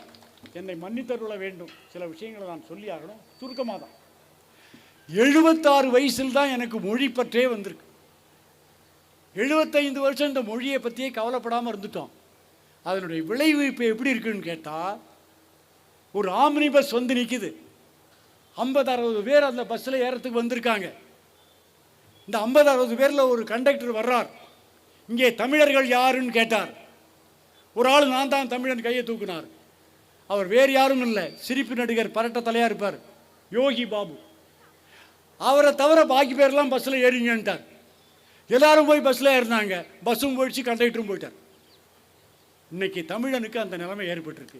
அவர்களுக்கு குரல் கொடுக்கக்கூடிய செந்தமிழ் சீமான் அவர்களை வருக வருக வருக வருக என்று மனதார வரவேற்கிறேன். ஒதுக்கீட்டு கொள்கை, அதற்காக பல இயக்கங்கள், சமூக நீதி பேர் போர்டில் இருக்கும். நீதிபதிகளை நியமித்தார்கள், அதிலே கோளாறு, நீதிமன்றம் சென்றார்கள். மாவட்ட கல்வித்துறை அதிகாரிகளை நியமித்தார்கள், அதிலே ஒதுக்கீட்டு ஊழல், நீதிமன்றம் சென்றார்கள், வென்றார்கள். இப்போது சீருடை பணியாளர்கள் ஒரு நியமனம், அதிலே தவறு நடந்தது. அந்த தவறை கூட ஒரு அதிகாரி, காவல்துறை அதிகாரி பட்நாயக் அவர்தான் சரி செய்து இன்றைக்கு சீர்த்து கொடுத்தார். இந்த மாதிரி சமூக நீதி எல்லா நிலைகளிலும், உயர்நிலையிலும், நடுநிலையிலும், அதிகாரிகள் மட்டத்திலும், IAS அதிகாரிகள் மட்டத்திலும், எல்லா வகையிலும் ஒதுக்கீட்டு கொள்கை உறுதியாக பின்பற்றப்பட வேண்டும் என்ற ஒரு தீர்மானத்தை தமிழகத்தில் சங்கம் நடத்தக்கூடிய எந்த சங்கமும் பங்கேற்காத அந்த அருமையான கொள்கை நமது சங்கம் பங்கேற்று அதை நிறைவேற்ற வேண்டும் என்று வலியுறுத்தி கேட்டுக்கொள்கிறோம். அந்த சமூக நீதிக்காக பாடுபடக்கூடிய மாநில வழக்குரைஞர்கள் சங்க மாநில தலைவர் அருமை தோழர் பாலு அவர்களை வருக வருக வருக என்று வரவேற்கிறேன். பாலு அவர்களை வரவேற்கிறது ஒரே ஒரு வரி. இவங்க அப்பாவும் நானும் ஒரே கட்சியில் இருந்தோம்.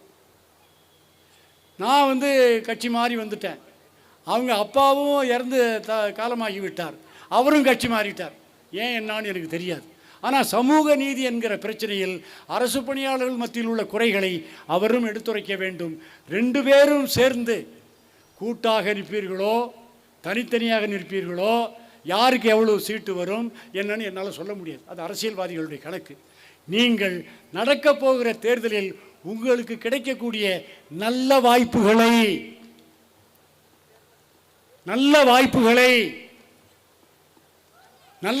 கிடைக்கலாமா இல்லையா?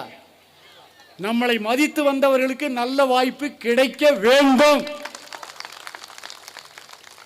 அந்த நல்ல வாய்ப்புகளை பயன்படுத்தி எங்களுடைய கோரிக்கைகளை நிறைவேற்ற உங்களால் முடிந்த ஒத்துழைப்புகளை நீங்கள் நல்க வேண்டும் என்று கேட்டுக்கொள்கிறோம்.